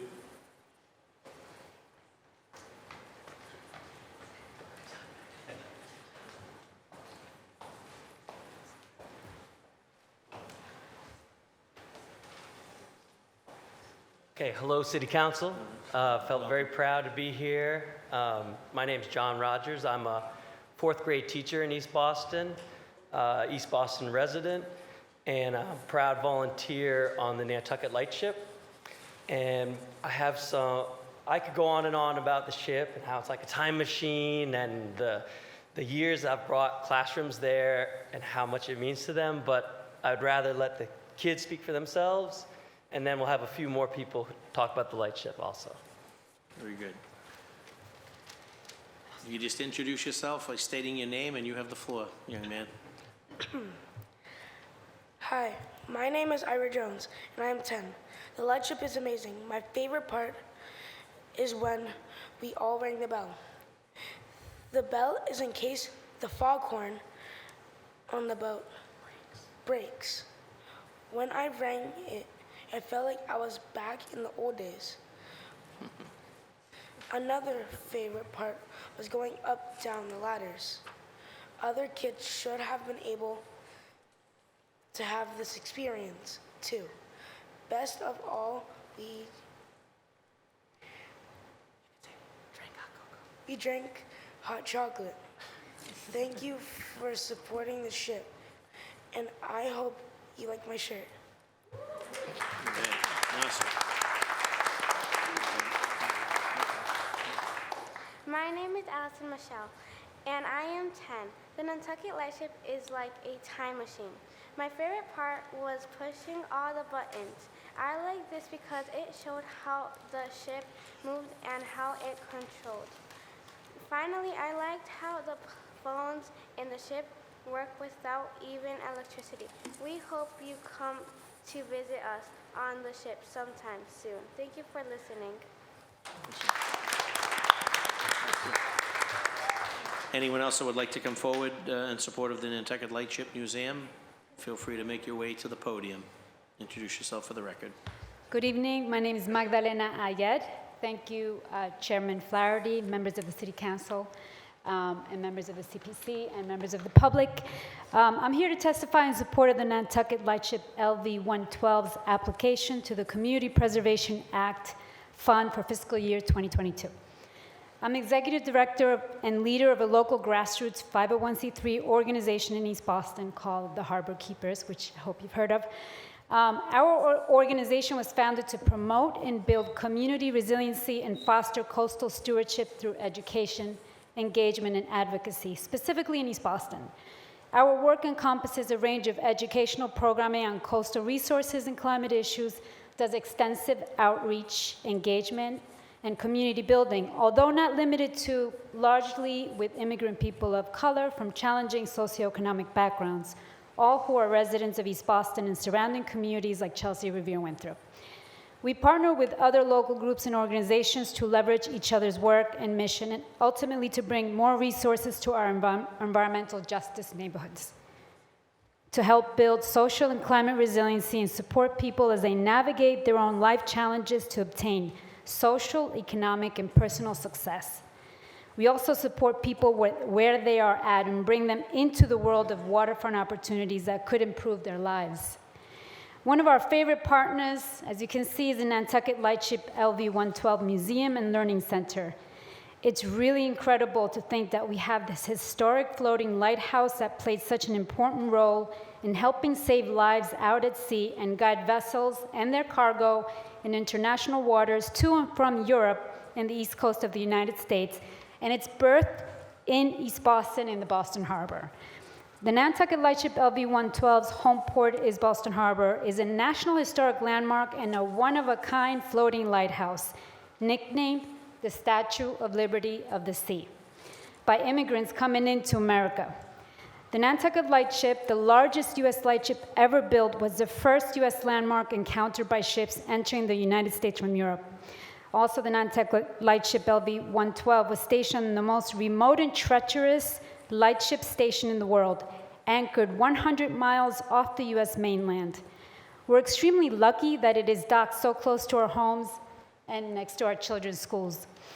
We have collaborated with the Nantucket Lightship's crew of tour guides and volunteers to bring people of diverse backgrounds, both children and adults, to the historic Nantucket LV 112 from different cultures who had never known about the famous lightship or that it was even birthed on the East Boston waterfront. Moreover, it is an invaluable opportunity to be able to partner with the Nantucket Lightship and help tell the compelling story of its incredible mission and service to our nation. Tours on the Nantucket are offered in English, Spanish, and Portuguese, not just in English. We're not just telling a compelling story through these tours, but providing opportunities for local residents to learn about important maritime history. The Harbor Keepers is grateful for this partnership and hopes to continue to partner with the Nantucket Lightship. However, this vessel continues to need funds to finish its vital restoration and preservation work. I can't stress enough how important it is that the Nantucket Lightship LV 112 receive the CPA funding to support its continued restoration so that we can continue to share its history with more people. By supporting the Nantucket's restoration efforts, we would not only be supporting an environmental justice community's access to a unique maritime cultural heritage, but in honor of all the lives that served and were lost out at sea and during World War II off our coast. Nantucket Lightship LV 112 also served as a converted examination vessel named the USS Nantucket. 1942 through 1945 during World War II under the U.S. Coast Guard and U.S. Navy. The USS Nantucket helped to protect American coastal ports from the menacing Nazi U-boats that invaded the U.S. sea lanes. So we owe it to those who sacrificed their lives, aiding maritime commerce and helping protect our homeland to continue supporting this historic vessel through the CPA funding. Thank you. Very good, thank you, and thank you to the representatives of Nantucket Lightship Museum. Next up, I see there are 3 representatives of Sophia Snow Place. If all 3 would like to come down, or if there is a representative that would like to speak on behalf of the group, that works too. I know that I see Patricia Roggeveen, Deborah Malone, and Howard Luckett. Welcome, and if you could just state your name for the record. Yes, Mr. Chairman, my name is Patty Roggeveen, and I have brought with me, I'm the president and CEO of Sophia Snow Place, and I brought with me 2 residents. I wanted to express to you from them and from the other residents of our senior living facility how grateful we are and excited we are of the prospects of having this resource to continue our work on our own vernal pool and more accessibility into Allendale Woods that we buffet.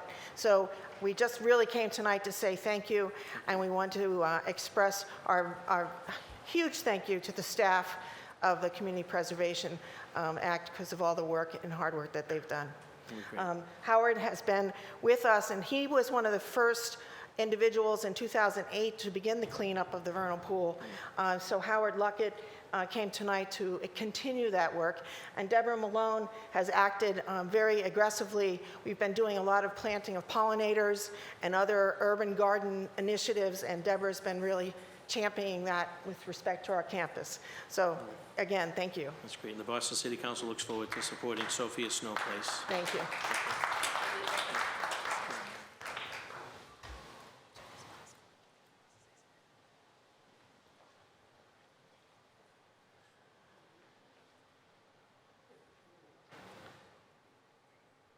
We have someone here from Harbor Keepers. Is it, looks like Magdalena, right? So Magdalena's here, all right, gotcha. And Robert Mannion, I see Reverend Laura Ruth Jarrett. Welcome. Come forward. And I know that you initially, I think, may have been signing up online, but you're here in person, so it's great to see you. And you have the floor for you to state your name and affiliation for the record. Thank you so much. My name is Reverend Laura Ruth Jarrett, and I'm a senior pastor at Hope Central Church in Jamaica Plain. We're so grateful to the CPA staff and the committee to have the opportunity to apply for and be put forward for a Community Preservation Act grant.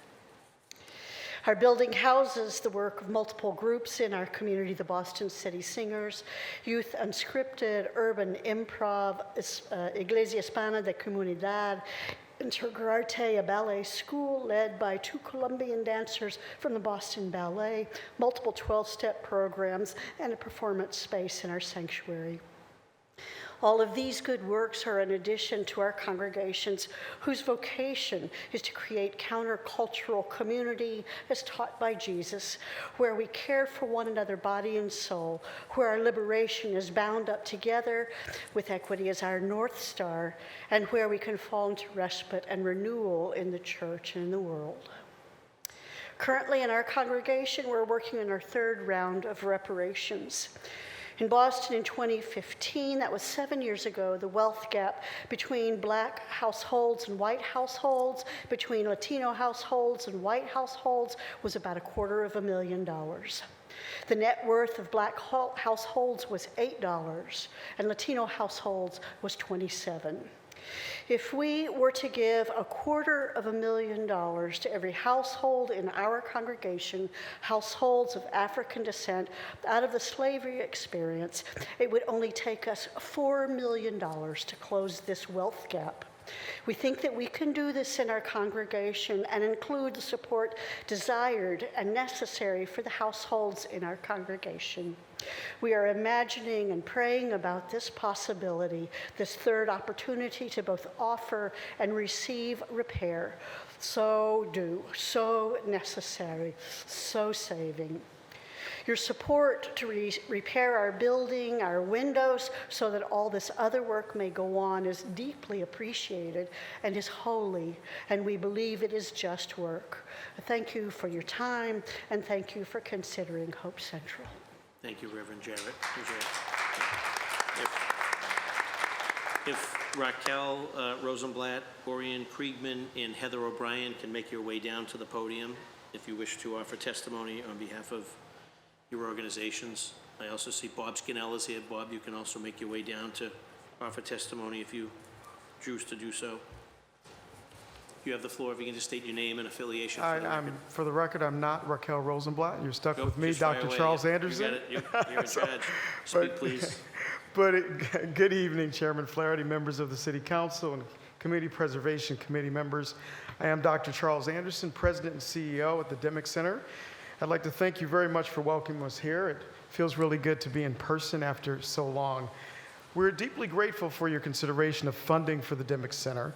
Our Community Preservation Fund project supports the final restoration of the exterior of our Dr. Marie Zhavshevska building. This includes roof replacement, extensive carpentry repairs, and masonry restoration.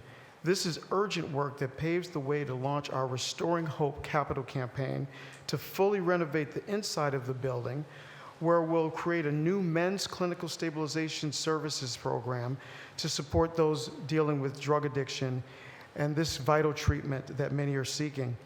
This is the vital second stage of treatment right after inpatient detox. Our men's clinical stabilization will be the only men's clinical stabilization program in the city of Boston. Together with our women's CSS, which is Clinical Stabilization Services, which will move into the Z building, we will reach more than 1,000 men and women annually and prepare people to remain at Dimmock for the next phases of treatment in our residential and outpatient recovery programs. The need is great to save more lives of people battling addiction. There are 4,000 to 5,000 people each year in Boston seeking treatment, and there has been a 69% increase in the opioid overdose rate for Black men during the pandemic. Our expanded programs based in the beautiful, welcoming Z building on our campus in Roxbury will respond to this need. Our Restoring Hope campaign honors the men and women who are welcoming hope back into their lives as they do the incredibly challenging work every day to move forward in their recovery.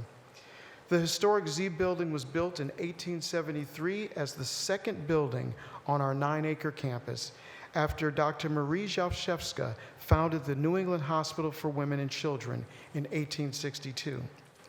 It is located directly across Dimmock Street from the Dr. Lucy Sewell Center for Acute Treatment Services, our inpatient detox. Once men and women complete detox, they can transition across the street to the new CSS program to continue their recovery journey. We are grateful for the generous past commitment of the Community Preservation Fund to launch the exterior restoration of the Z building. Our continued partnership for this current project will help us double the capacity to save more lives of people impacted by addiction. This is a most fitting way to honor our 160-year anniversary in our Roxbury community. We deeply appreciate the consideration of the City Council and the strong support of our community. Thank you again. You're good. Thank you, Doctor. Is it Orion Kriegman? Orion? Yep. You have the floor.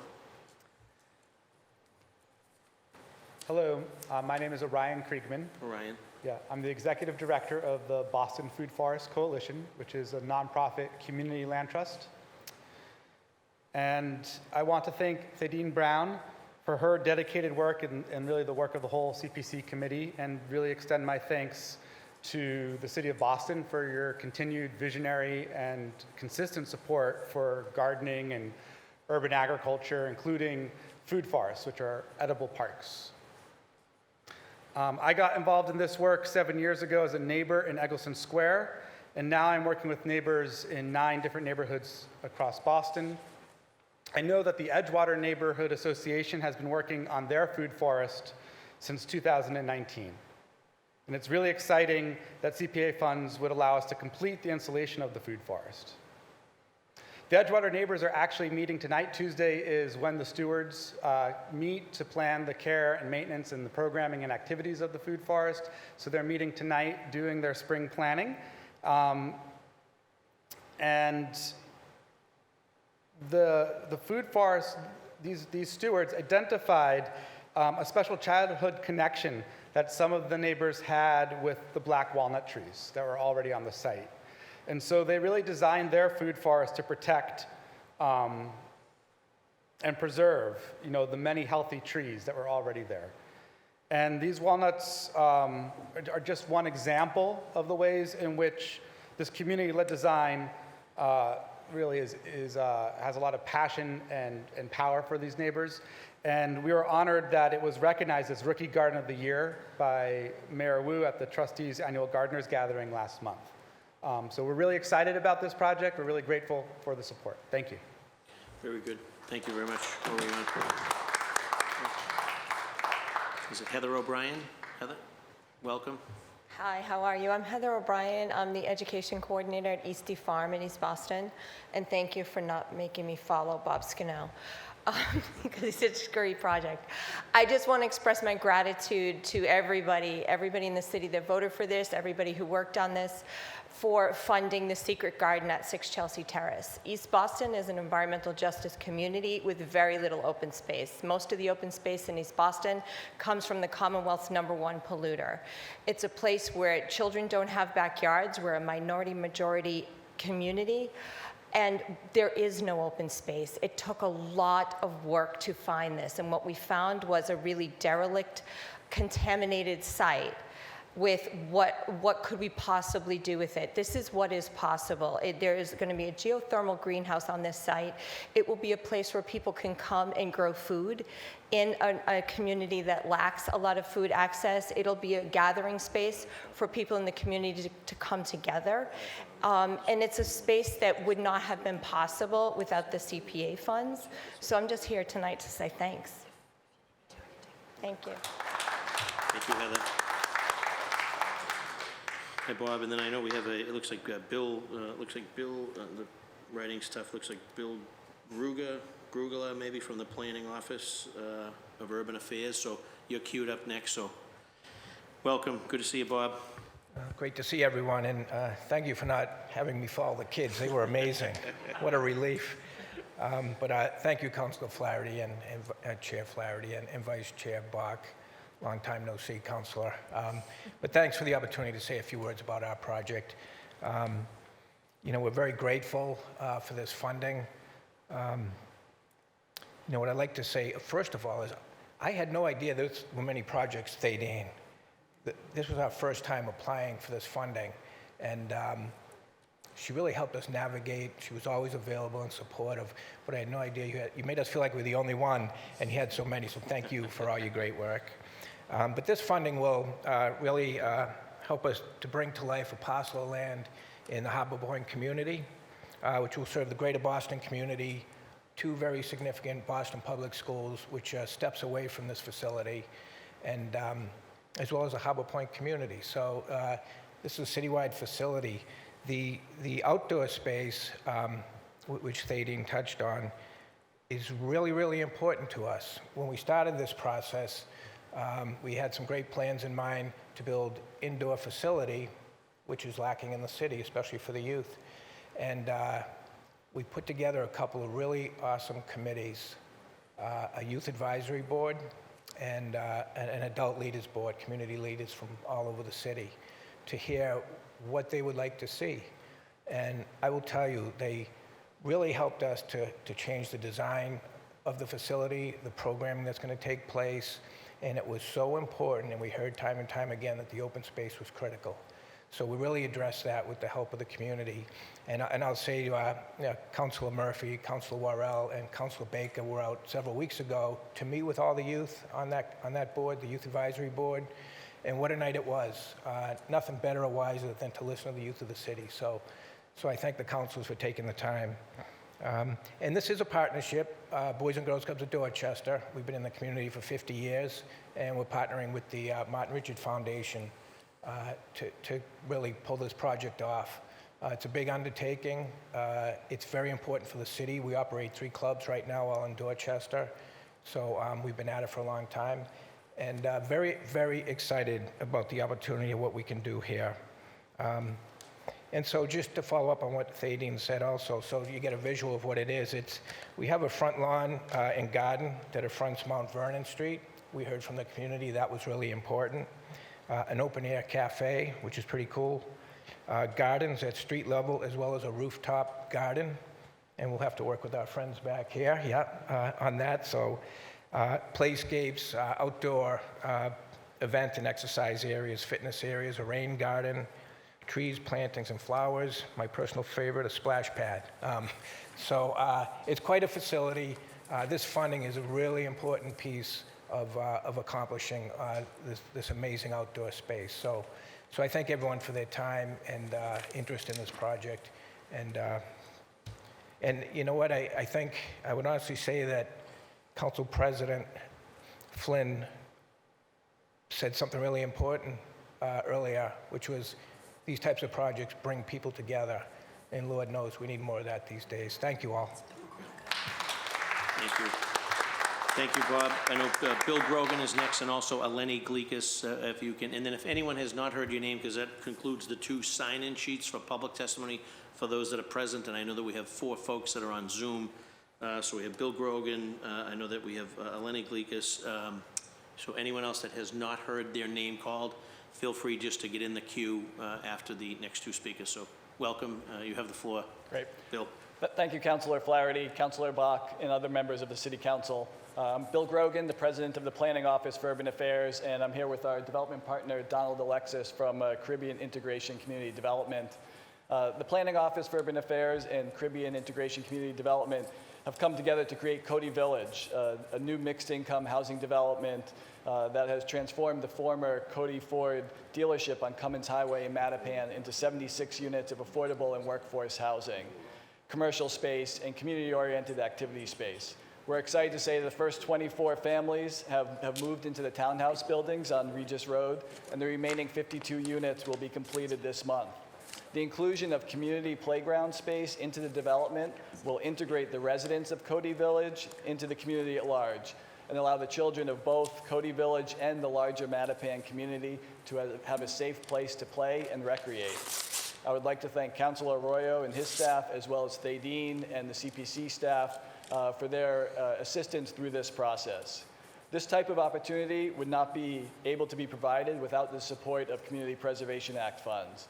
With the support of these funds, we are able to complement the new housing opportunities with much needed recreational opportunities for children of all ages in the community of Matapan to come together and play.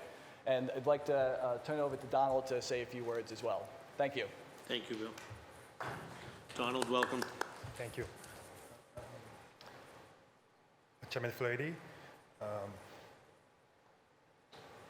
Chairman Bach, and the City Councilors, and Didin, the CPA team. So I'm the president of the Caribbean Integration Community Development, so we co-develop Cody Village with the Planning Office for Urban Affairs. So I'm very grateful for the funding for the open space. The addition of the playground will present a full turnaround of Cody Ford site, a site that's been a blight and eyesore to the community for years. So that speaks volume to the disinvestment in Matapan. So we're very happy to work with the city to turn that site to a community asset. As Bill mentioned, 76 units of affordable housing, and new family start moving in. And the park will be the last piece so that we can add into the Cummins Highway corridor where families and young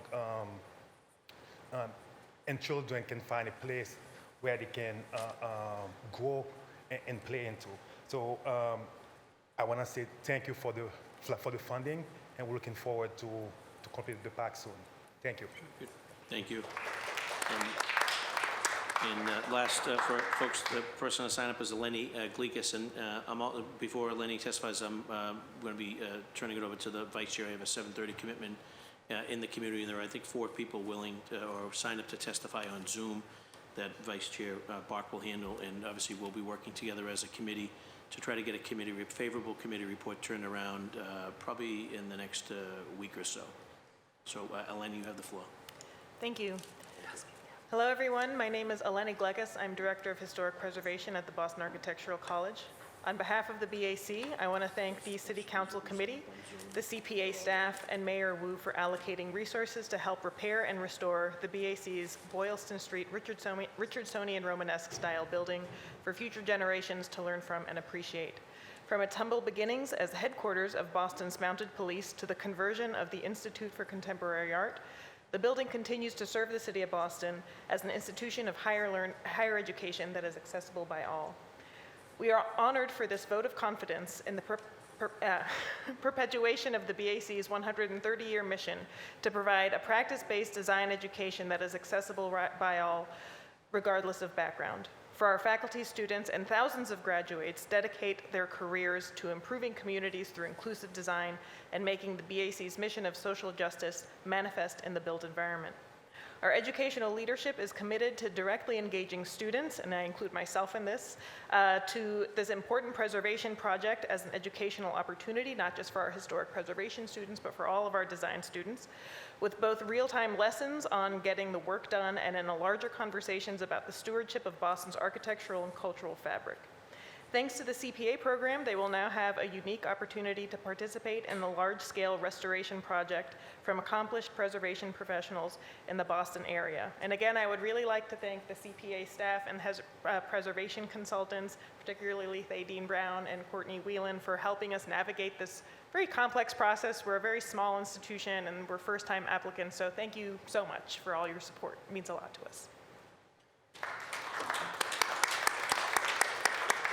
Great, thank you so much, Eleni, and obviously the Architectural College is near and dear to my heart as a District 8 counselor, so very pleased to hear you here in person.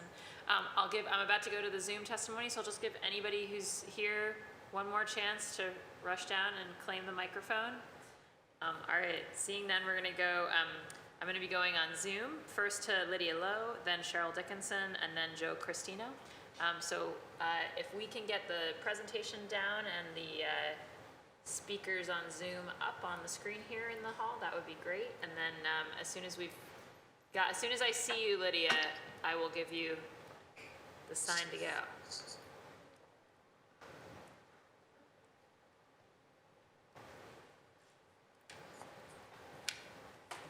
Okay, all right, I see we've got Lydia on the screen. Lydia Lowe, please go ahead with your testimony. Thank you. I'm Lydia Lowe, and I'm the Executive Director of the Chinatown Community Land Trust. I'm very grateful for the opportunity to request funding in support of the preservation of 95 Hudson Street. I'm also very grateful for the opportunity to testify online, which is very convenient. This request is for masonry restoration and structural repairs at a 19th century brick row house in Chinatown, one of a number of historic properties and historic row house streets that are part of Chinatown's immigrant history trail that's currently in development. This particular building is one of the historic annex sites of the Dennison House, which was a women-run settlement house that housed and provided services to earlier generations of immigrant workers and their families. The building became a short-term rental investment property until it was purchased by the Chinatown Community Land Trust, and we're in the process of returning it to the community as permanently affordable housing for low-income families. One thing we wanted to point out in terms of ongoing maintenance of this historic asset is that one of the benefits of the Community Land Trust model is that we will continue to be involved in the property long-term as a ground lessor to support the residents. So we are coming to community preservation and to the City Council for a grant because many historic properties in Chinatown are in disrepair and suffer from structural issues related to the history and impact of highway construction in the 1950s. And because of those impacts, we had underestimated the needed construction costs at the time that we acquired the property. We're well into construction at this point, and we're ready to complete the structural and exterior repairs needed this year with the support of community preservation resources. Thank you. Great, thank you so much, Lydia. Always great to hear from you and excited this is included in the slate. Next up is Cheryl Dickinson. Cheryl, you have the Evening. Good evening. I'm Cheryl Dickinson, and I'm the president of the Friends of Crike Park. On behalf of the Friends of Crike Park, I share our thanks with first with the Boston taxpayers who so generously fund the projects supported by the Community Preservation Act, to Thaddean Brown for her exemplary leadership, and the Community Preservation Committee whose diligence and ongoing support for worthy projects that ultimately lead to a greater quality of life in Boston, and finally to the City Council for trusting those of us recipients by endorsing the CPC recommendations with your vote of confidence. The CPA is unique in that its funds have allowed a grassroots organization, the Friends of Crike Park, to do the impossible. That is, to transform a garbage-strewn and overgrown site into a unique and welcoming park in the heart of the South End. The park stands as a testament to its namesake, Alan Rowan Crite, a renowned African-American artist, neighbor, and gentleman, and to our diverse neighborhood who joins to make that park their own. The outcome will be greater than the physical park. Your support allows the Friends of Crike Park to build more than a park, but rather to build a community. And I share my thanks with all of you. Great, thank you so much, Cheryl. Thank you for waiting all this time and joining us virtually. Next up is Joe Christino. Joe? Hi, everybody. Thank you for the time and appreciate you letting me join virtually as well. So my name is Joe Christino and I'm the president of South Boston Little League. And I'm here in support of the project to restore the youth baseball field at Christopher Lee Playground in South Boston. I'd first like to thank the City Council for their consideration of our CPA project to restore the youth baseball field. Currently, the ball field is in very distressed condition. Over recent years, we've had to cancel several activities for the children due to unplayable conditions, even several days after rainfall. There are also other player safety concerns with the poor field conditions and how the bench and spectator areas are situated. We are excited about this opportunity to make these overdue and necessary restorations to the field and be proud to have it represent the South Boston community. This project has received overwhelming support from our community, even beyond the families of the 250 participants in our league. We also have the support of local elected officials and community groups, including the City Point Neighborhood Association, Gate of Heaven Neighborhood Association, and the Cityside Neighborhood Association, who all recognize the benefits this project will provide. Restoring the field will not only be a direct benefit to the 250 children enrolled in our league, but will also provide significant improvements to the greater South Boston community. I look forward to moving forward with this effort. I want to thank you all for your consideration. Thank you. Great, thank you so much, Joe. And I'll just take one moment to check that there's nobody else on the Zoom.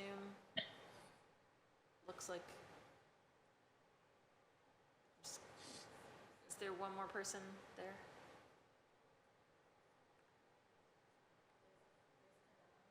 Yeah, Kanan, are you just listening?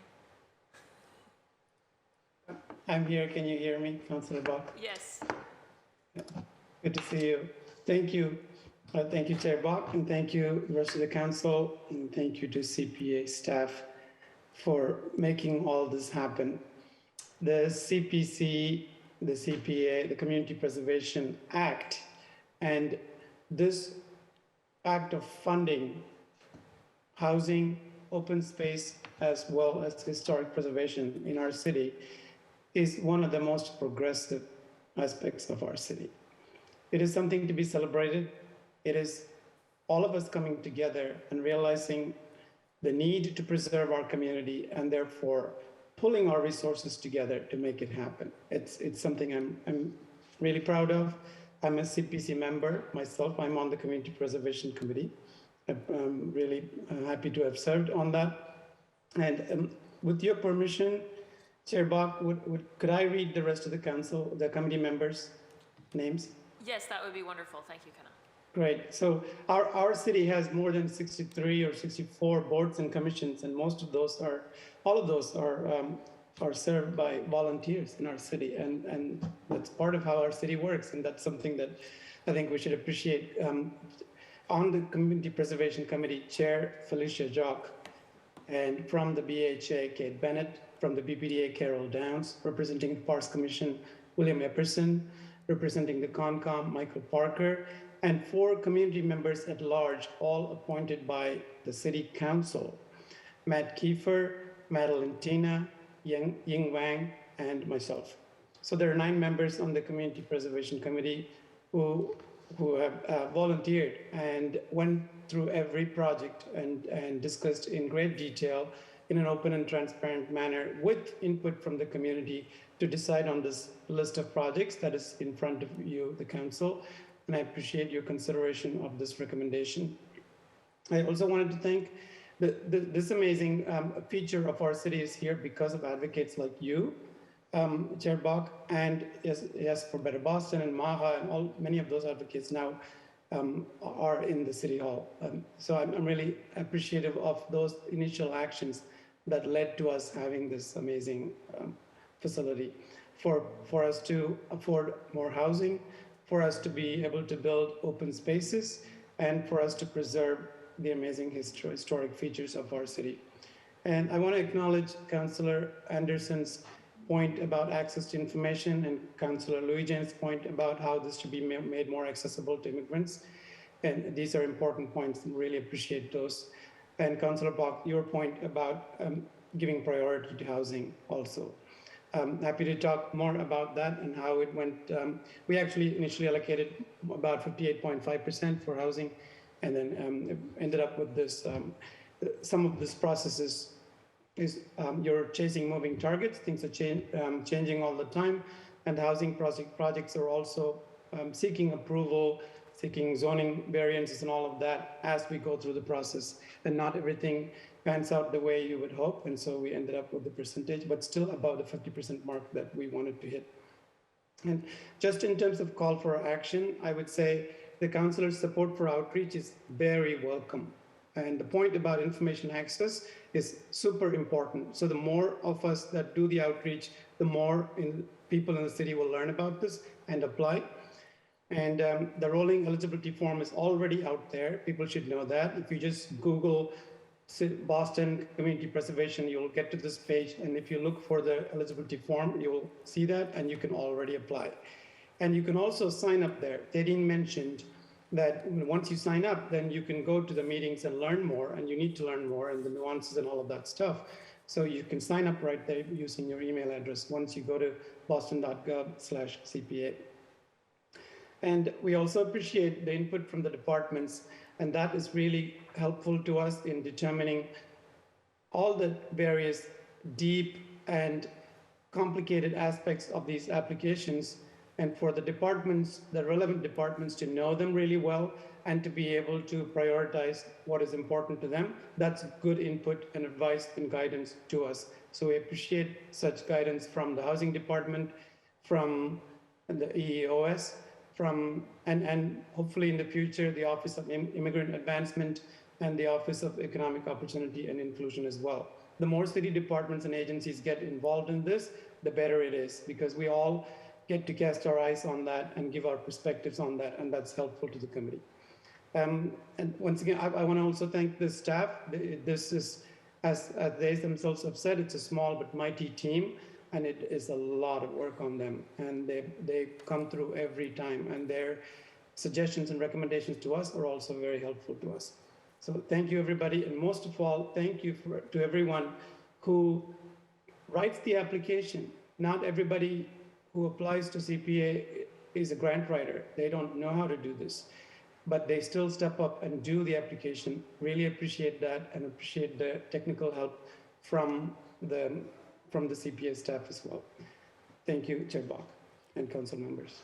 Thank you so much, Kana, and I just really want to underscore the council's gratitude to the CPC, to you and all your colleagues for your work. I mean, as you alluded to, most of the folks on the CPC, not only are they putting a ton of time into this, but most of them are also sitting on another commission that many of the chairs involve.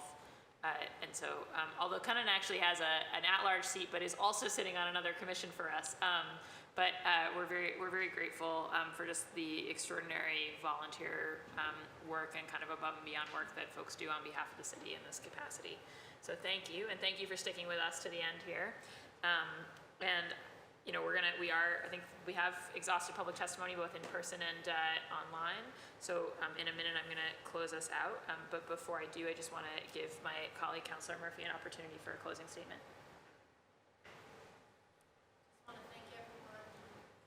Who applied, and just excited to see all of these wonderful projects funded, and hope to visit many of them.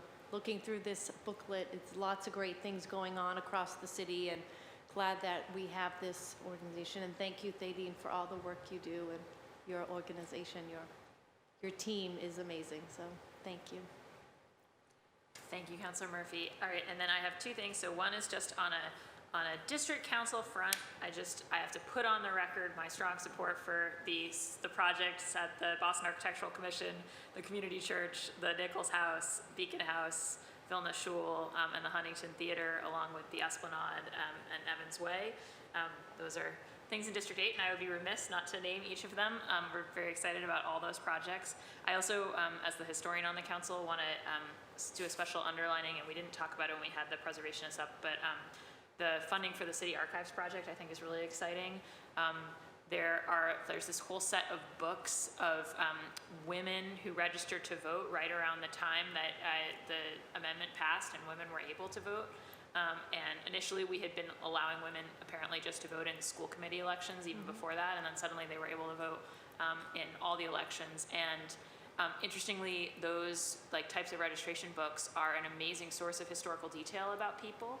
And we have way more of that kind of information about men because they typically are the ones registering for all kinds of things. And so the fact that we have these detailed books with all this historical information about all these women in our city, it's hugely exciting. It's a really valuable resource. And right now those haven't been kind of digitized and cataloged and indexed in a way that you could easily use them from a research perspective. So I just, as an archive nerd, want to say that that's a really exciting project, and I know that the archives wanted to be here tonight and weren't able to, so I just wanted to give a little plug for that one.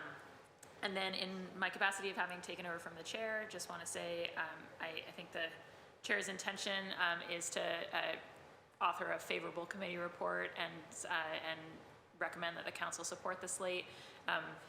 From a housekeeping perspective, it takes a little bit of time to write a committee report, and because this is fairly late on Tuesday night, it will probably happen for the Wednesday meeting following, so it won't be tomorrow. It'll likely be a week from tomorrow, but nobody should take that untoward. I think the chair is very excited and supportive of this slate, and looking forward to making a favorable recommendation. And then I want to thank again the CPA staff, our Treasury staff. It's just, yeah, you guys do amazing work, and thank you to everybody from all the departments who testified tonight, and really to all of the community folks who have supported and dreamed up these projects. This is really what we had all hoped to see when we push this through. And so I think you will have heard me ask a number of kind of programmatic questions tonight. This is still a program in its infancy in the city, and so I think there are always ways that we can think about everything from kind of access to design and how we're structuring everything programmatically, but that's within the context of a very good thing that we are doing together. And my last thank you is to council staff who have stayed late this evening to make this hearing happen. Access and after hours evening hearings do not happen without a cost, and we're very grateful to them for being with us so late. So with that, this hearing of the Boston City Council's Committee on the Community Preservation Act is adjourned. Thank you all.